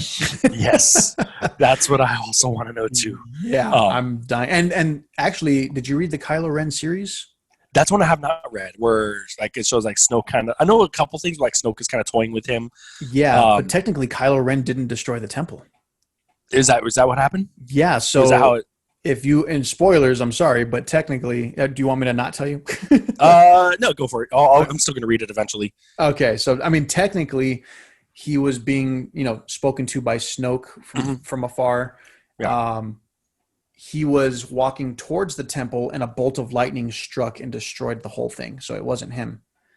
Okay. And the lightning bolt could really just be Darth Sidious. It could have been Sidious that destroyed it. They don't really say who. It could have been Snoke or Sidious, but ultimately Kylo Ren wasn't responsible. Is there any hinting of like that lightning bolt came in Kylo's rage or anything like that, or it's just straight up? It's just not. It showed up like he was enraged, and he was actually gonna try and he was actually headed there to tell other Jedis about what happened. Yeah, but it got destroyed. So I was like, holy crap! So did he do any of the killings in the same way that Anakin did, or he didn't do any of it at all? He didn't do anything at first. Okay. So he gets pursued because not all the Jedis were trapped in the temple. There were other ones on a ship coming, about 3 of them, and they see the temple on fire, blame Kylo. They fight with him a little bit. Kylo doesn't want to kill him. Kylo takes off. He meets with Snoke, talks to Snoke. Snoke tells him about the Knights of Ren. Knights of Ren has a different leader. Right, Ren himself, basically. Yeah, pretty much. He ends up joining or getting initiated because they all have dark force powers, which I was kind of pissed they never showed anything like that in the movies. But eventually, Kylo kills the leader. The 3 Jedis that were pursuing that he didn't kill at first because they were his friends show up, and he kills them. Okay. So then that's how he kind of gained the name and the title, and now he's in charge. So I was like, okay, that's all right. But it was decent. Like, okay. It was enough. It was enough to be Yeah, I'd have to see if Grogu was there or not. Yeah, I want to know if Grogu was there, and I'm kind of hoping that Ahsoka's. How you said Filoni has the long-term payoffs. Ahsoka hinted that she believed that maybe his training should stop and he should forget about his force powers. Yes. I feel like that could be a long payoff where maybe Luke decides the same thing and decides not to train Grogu because maybe Grogu is still thinking about and attached to Din Djarin. Right. And then also Grogu did show hints of the dark side. Yeah, choking Cara Dune. Yeah. And even when he was captured. And when he was captured. And just tossing him around. Yeah. It did show hints. It shows. So I think maybe Luke might tap into maybe we shouldn't train this guy. That's the same paranoia that ultimately led to Kylo Ren, essentially. Yes, I think that can be a good way for him to be like, no, he can't be trained. Yeah, and that could pay off him. It could save him, and it could pay off his fear of Kylo Ren. So I think that could be a big thing. And then I think for the future of Din Djarin, ultimately, whoever ends up with the Darksaber, he could or could not end up being the ruler. But I feel like he's going to help with taking back Mandalore. And then I feel like he's going to get reunited with Grogu and end up raising Grogu for the rest of his life until, I think it's possible. Obviously, Grogu's going to outlive him. Oh, big time. 300 years. If everything goes the way it should. Yeah, exactly. I hope so, man. They can't just set this up and kill Grogu. I know. You can't do that. Because Grogu would be 100, so that would probably be his he'd be in Maybe close 10. to 100. He'd be Yeah, 10. I know, right? That's like his teen years, really, you know. Yeah. But yeah. And and it's also really cool because one of the things like famous with Star Wars is Return of the Jedi was made because Ewoks were marketing basically. I feel like something they kind of accidentally landed into that again with Porgs. Yes. Which that was a happy accident. Yeah, it was. Grogu is a moneymaker. Oh, big time. Which, I mean, it's cool. It's cool, but it also shows that they're not afraid. They're not going to sacrifice the story for it anymore because they sent Grogu away. The moneymaker's not going to be there. Yeah. For going forward for who knows how long. And I think he was that vessel to kind of get people's attention. And now that we do, here's the rest of the story that we want to tell. Right. And I'm hoping it's not like a Twin Peaks. Okay, we got what we wanted. We're not going to stop. We're not going to keep watching, kind of thing. Yeah. I hope not. I am paranoid of that, but I do like that they're not trying to put money and marketing ahead of the story. Yeah, and that's been a great strategy. Like they've not released any info. All their trailers are very secretive. They won't give you a lot of info. So they've been very successful with their marketing. Yes. They've kept a lot of secrets that no one knew.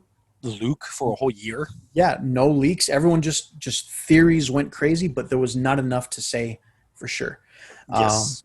And honestly, Luke was really the only option in my opinion. For me, it was Luke or Ezra, just because of the Filoni thing.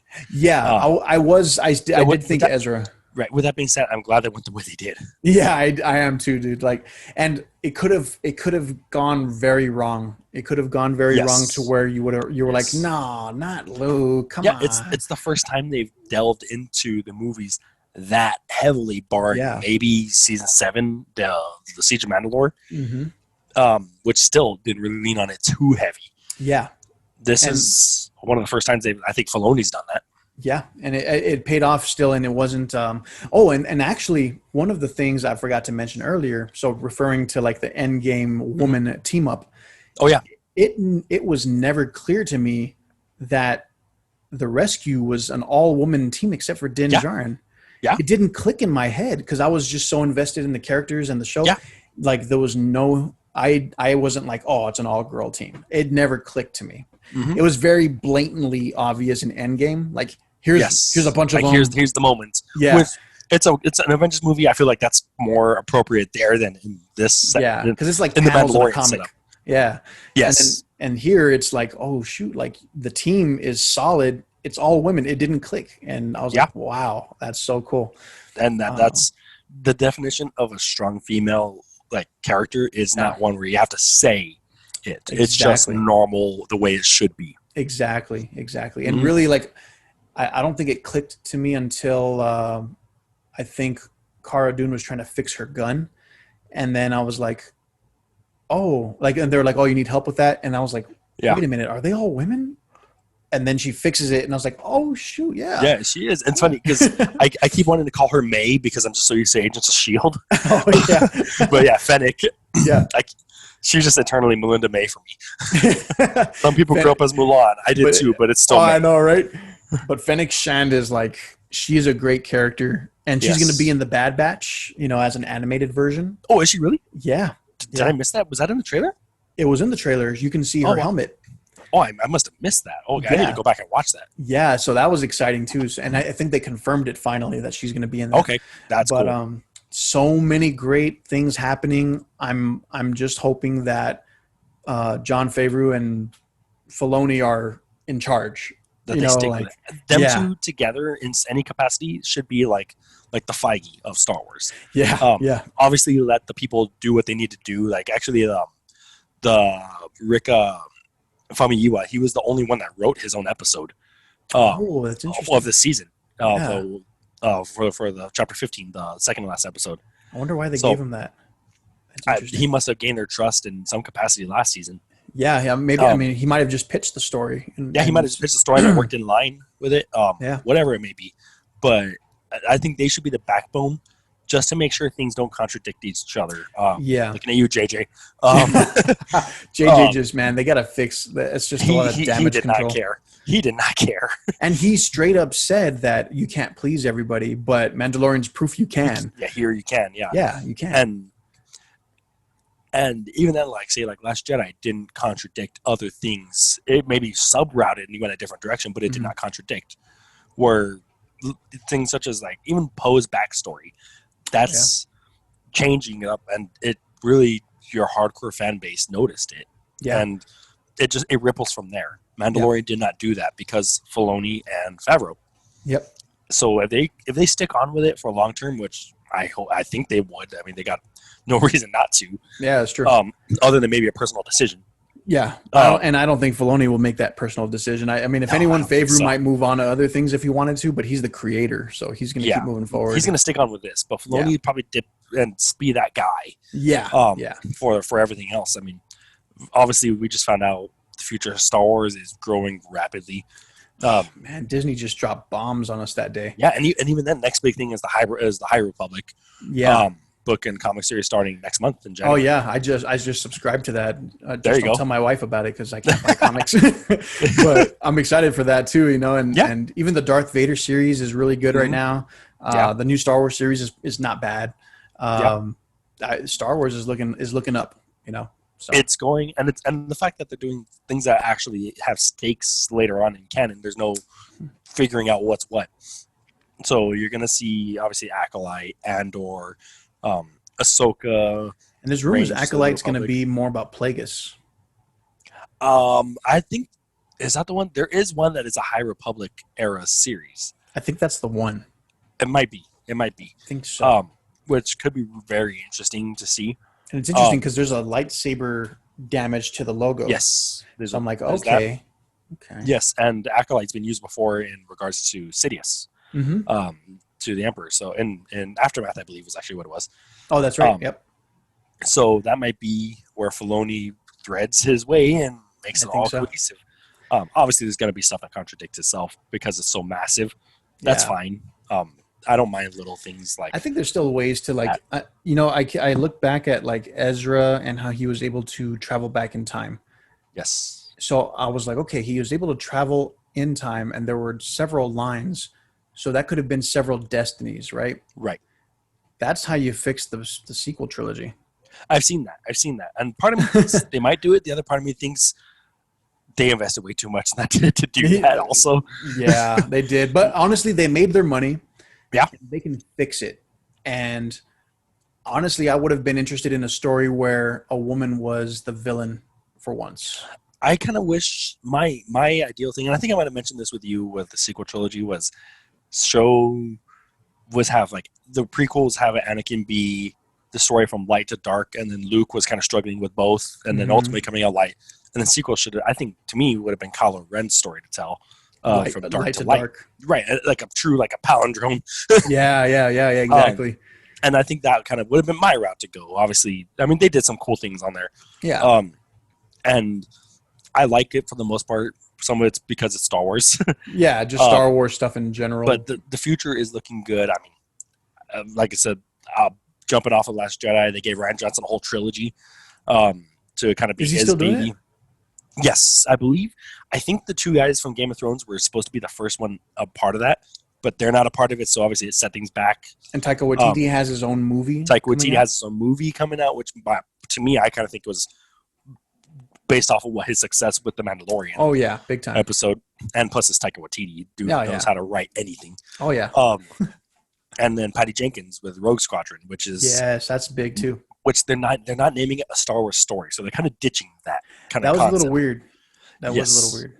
Yes. And I'm kind of hoping for the Lando series that they will get. Oh my gosh, I keep thinking Childish Gambino. Donald Glover. Thank you, Donald Glover.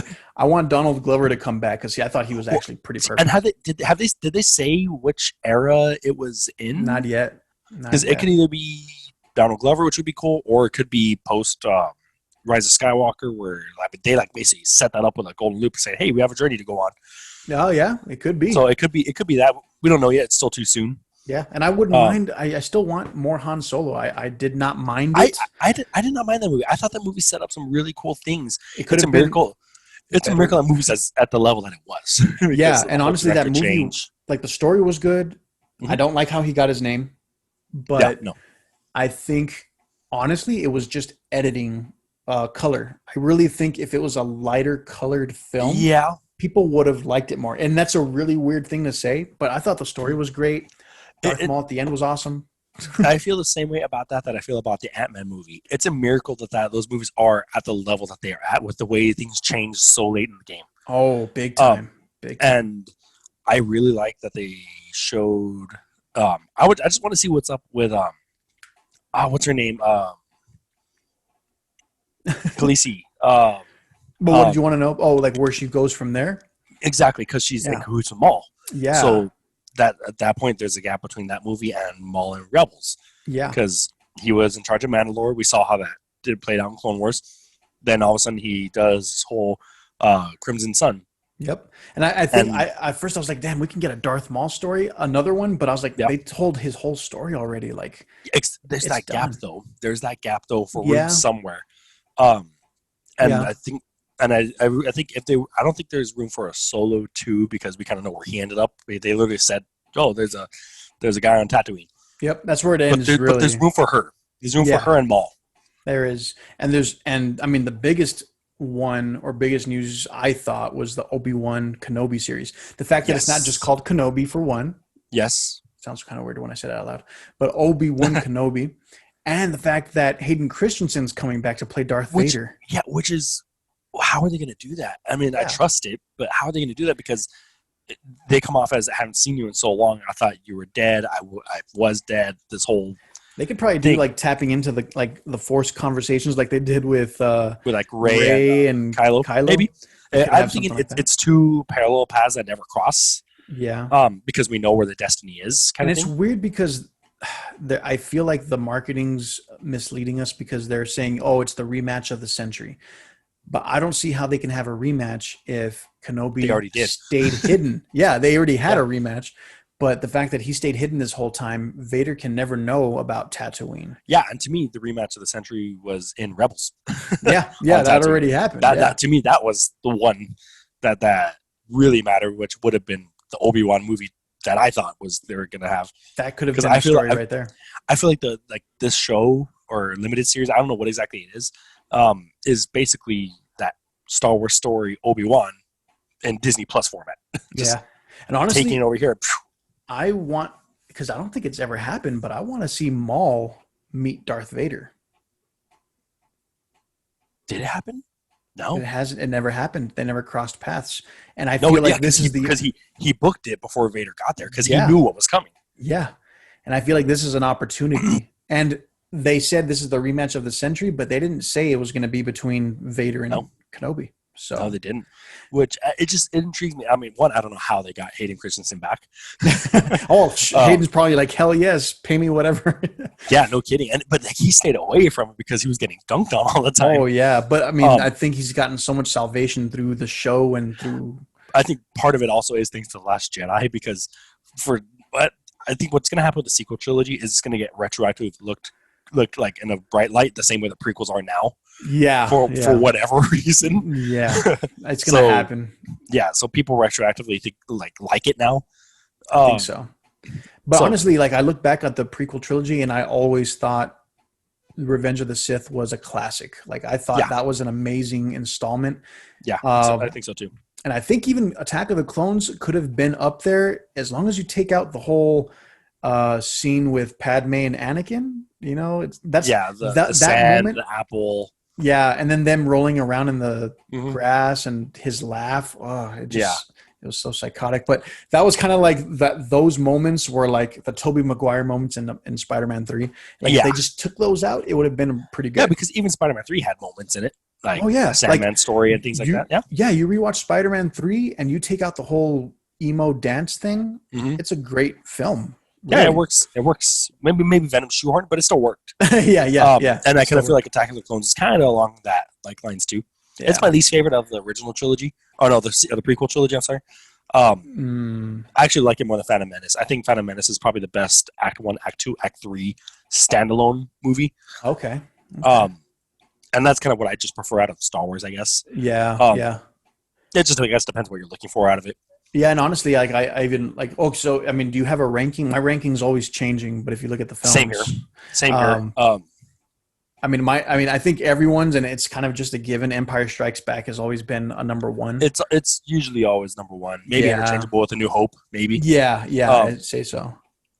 it's always changing, but usually amongst the top, it stays being some kind of combination of Empire, New Hope, and Last Jedi. I, Honestly, I, I've I taken hold that Last movie on a Jedi pedestal. out. I've taken Really? Last, See, yeah, and like, I hold that movie on a pedestal. yeah, really, Last Jedi. Yeah, yeah, I really do. Yeah, and man, I might still say the original trilogy is always going to be 1, 2, 3 slots, but like Empire, New Hope, Last Jedi. For a while, I was Hmm. really considering Revenge of the Sith more than Last Jedi, or not Last Jedi. I'm sorry, Revenge of the Return. Sith over Return of the Jedi. Yeah, and those two are interchangeable for me sometimes too. Yeah, yeah. So I think it's up there. Oh man, I was going to ask you another question about Star Wars that I wanted to ask you, but I can't remember it now. But man, It's just Mandalorian was amazing. the thing now is Star Wars is not just movies anymore, and Hmm. Disney Plus proved that with The Mandalorian because it's event television the same way Twin Peaks was at one point, the same way Well, even the Breaking same with Bad Game of was, Thrones is now. Game of Like, Thrones was, The open the Walking Dead door. at one point. Yeah, all of that stuff. Yeah. Um, it's event TV now. It's what they used to call like the water cooler talk. Yep. Um, that's what it is, and you see it now with memes. Basically, where the memes are is where the popularity is. Exactly. And it's weird to say as like parents now, but like the kids really are what defined as cool now, and It's they're on true. board too. Yeah. Yeah. The fact that they're able to tap into the young age, the old, like Star Yeah, Wars crosses generations, man. And yeah, it hit that point now, and it's so cool because now you have okay, this is my Star Wars. No, this is my Star Wars. Almost like Pokemon in a way too, yeah. because yeah. Pokemon's been around for so long. Yeah. It's true. Um, and it's just it transcends, and it's cool. It's cool to see, What and the would future be, looks good. what would be, and this is probably my last question. It has nothing to do with Mandalorian, not necessarily, but Okay, what would be your watching order of the films? of the films, Yeah. first time always release. Um, for the first time, always. Okay. Then after that, have fun with it. Okay. um, Okay. what we did here because my girlfriend had never sat down and watched all of them. She was not really the biggest fan to start off, Mm. and of course, my little Grogu, he had never seen them. Of course, he liked Porgs and he liked the little cute stuff, but he never wanted to watch. And somehow I convinced him. And it only Okay. took a couple years. But what I did because I knew release order is confusing. At first, is I literally wrote it out. Okay, here's how it is. And after each movie, we sat down, did a quick little synopsis of each one, and at the end, we had a whole timeline. And I said, okay, here's where the shows fit. Clone Wars is in between here and here. Rebels is between here and here, and then Mandalorian's over here, just to visualize it out. And it was a Right. fun little project that we did over quarantine. Yeah. So that made it easier to do release order for the Okay. first time. Okay. After that, I have no problem. Okay, doing another one through chronological or machete order. Sequels kind of mess that up. Yeah, they do. Um, And some people start with Rogue One now. yeah, I think Um, that's my new way. And it's been in my head. And actually, this was something asked of me probably 2 years ago. But what would be the watching order for a new Star Wars fan? So like, Mandalorian has introduced a lot of new Star Wars right. fans, and they've Mhm. probably already started watching the movies. Who knows? But if they haven't, this is my watching order. Okay. And I feel like it would bring a lot of emotion to it. So, very first one I still think has to be Rogue One. Mhm. So I think Rogue One should play because it kind of doesn't really it sets up everything really. I mean, In a good way, yeah. in a good way. So I think that's great. So let's start with Rogue One, then do New Hope, Mhm. Empire Strikes Back. Now, because in Empire Strikes Back we find out Darth Vader's the dad. Right. Now go to the prequels. So you kind of do a machete order kind of Machete thing. order. So go Uh-huh. 1, 2, 3. Mhm. Finish his arc. So now we understand who Darth Vader is. I kind of like say it's like a flashback sequence. Yeah, it's like a flashback sequence. Go Yeah. back. I'm your father. What? This is the story of the father. Right. Then come back to Return of the Jedi. Mhm. Ends. Then come to Force Awakens. Mhm. Last Jedi. Mhm. Last Jedi, because of the gold dice, everyone's like, what the fuck is the gold dice? Okay. Now watch Han Solo. Okay. Watch Solo. Watch Solo right after Last Jedi. then come back and finish everything with Rise of Skywalker. Yeah. And I think that's the way. I think that's probably the best way to do it. For any newcomer, I think that'd be cool. It's probably the one that makes the most sense, Mm-hmm.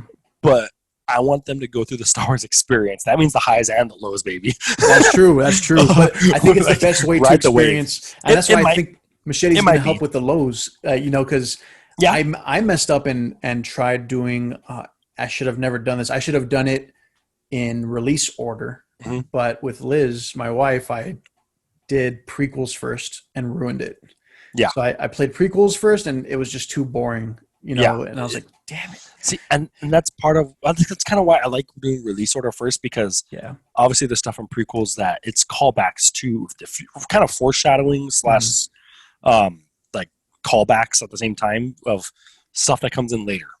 True. And Rogue One could be. Rogue One kind of does that too a little bit. Like the two guys in the cantina that they get in a fight with.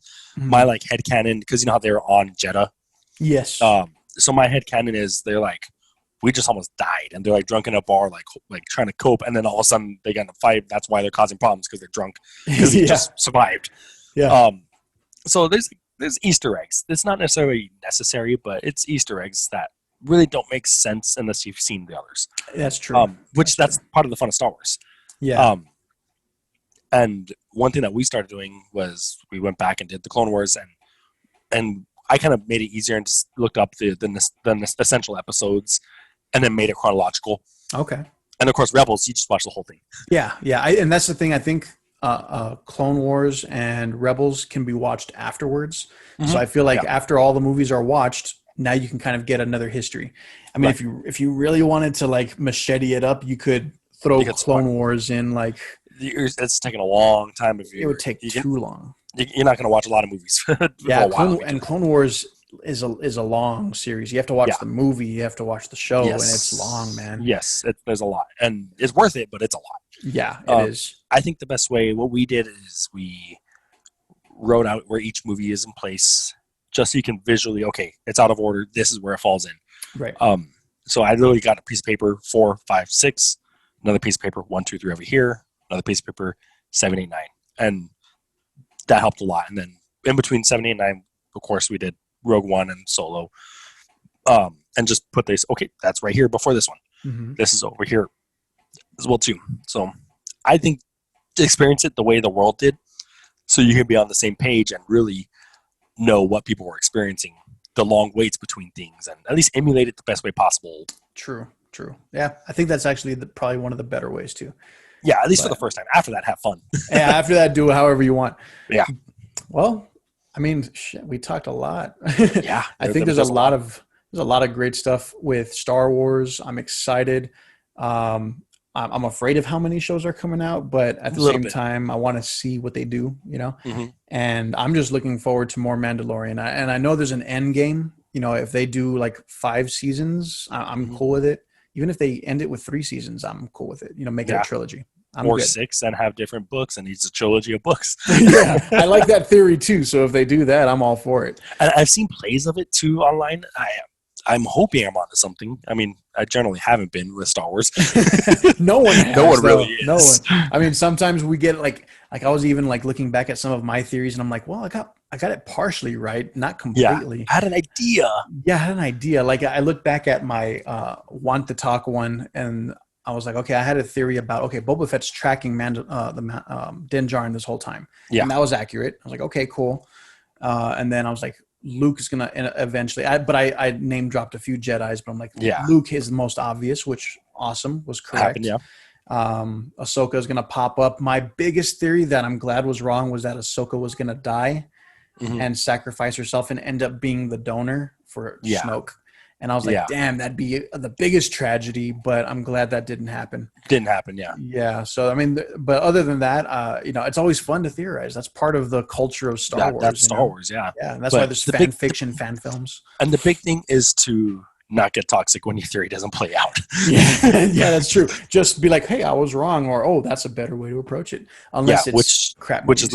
Which is how I felt about Rian Johnson. Like, everything I thought was wrong, and I thought it was cool. Yeah, I was like, honestly, when I first saw Last Jedi, I was like, this is good. But then I read all the backlash, and I was like, they have a point. And I'm like, I did like seeing this version of Luke in The Mandalorian, you know, the confident, you Right. know, he's doing his thing. And then, you know, seeing his downfall, it can make sense because he has more attachment to his nephew than he would any other Jedi. Right. And there's so much time in between for so much to happen. Yeah, we don't know Like, what's happened to him. It's not a missed opportunity because you don't have that, because Mark Hamill's older. You have to tell a story at that point in time. Yeah. And part of it, I mean, Carrie Fisher's passing had to change things with the third movie too. Yeah. And bring him back, which I don't think, if she was around, they probably wouldn't have had to bring Mark Hamill back. Yeah. It wasn't necessary. It became necessary because they had to have somebody to teach the lessons. Yeah. And there's some things that they could have totally left out, like, oh, I'm Rey Skywalker. I'm like, I didn't care for that, but that's also a problem. I didn't care. That's the thing. I think if not to harp on it too long, because the movie came out 3 years ago, and I just finished having this conversation too. But you having Moff Gideon be his own original bad guy in Mandalorian was only for the better. You have Giancarlo Esposito, who's so talented. You let him be that person. Yes. Adam Driver is obviously another talented person. We've seen it before in lots of other movies at this point. Rian Johnson set him up to be the big bad guy. Snoke did not matter. He was not a main character. He was not a forefront. His purpose, to use wrestling terms, was to put over Kylo Ren as the new big bad for the last movie. Yep. If you're going to name the movie The Skywalker Saga, a Skywalker should be at the forefront. Yes. But then you bring in Palpatine, which undercuts that completely. Which would have made his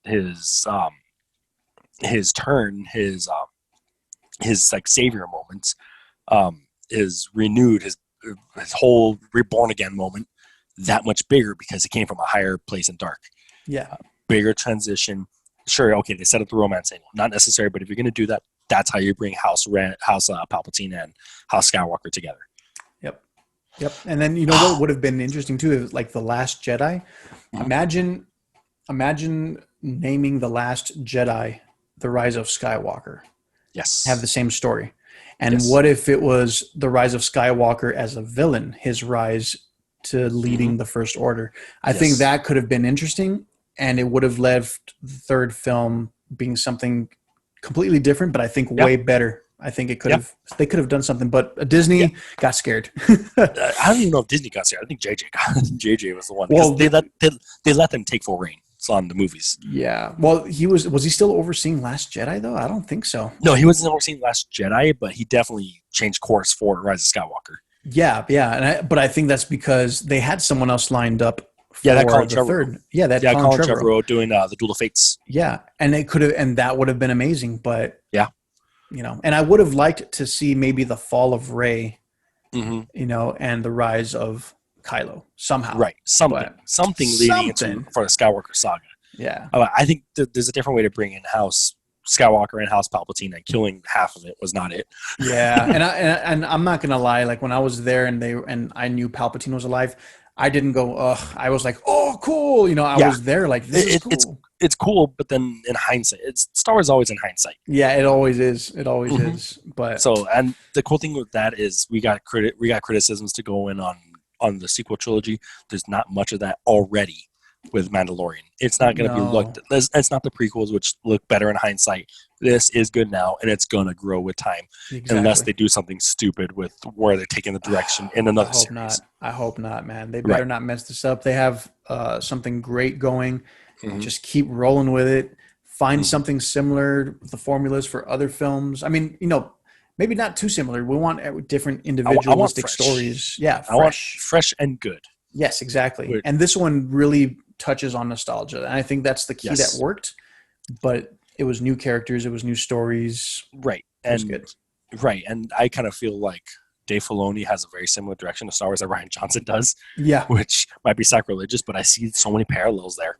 Yeah, and I mean he learned from him ultimately too, you know, and got advice, and you know, but. Right. We'll let the comments fight this one out, I guess. Yeah. So, I mean, guys, comment below. Let us know what you thought of the whole season 2, even season 1 of Mandalorian. Are you there for the ride? Are you loving it? Do you hate it? Yeah, just let us know. But it was great talking to you again. So hopefully we get to talk again. It's been a while. Yeah, it's been too long, so we need to talk more because we nerd out. I mean, this Oh thing yeah, has gone for way too every long. time, every time. But other than that, I'm Mike, I'm Keith. and that's it, guys. Nerd out.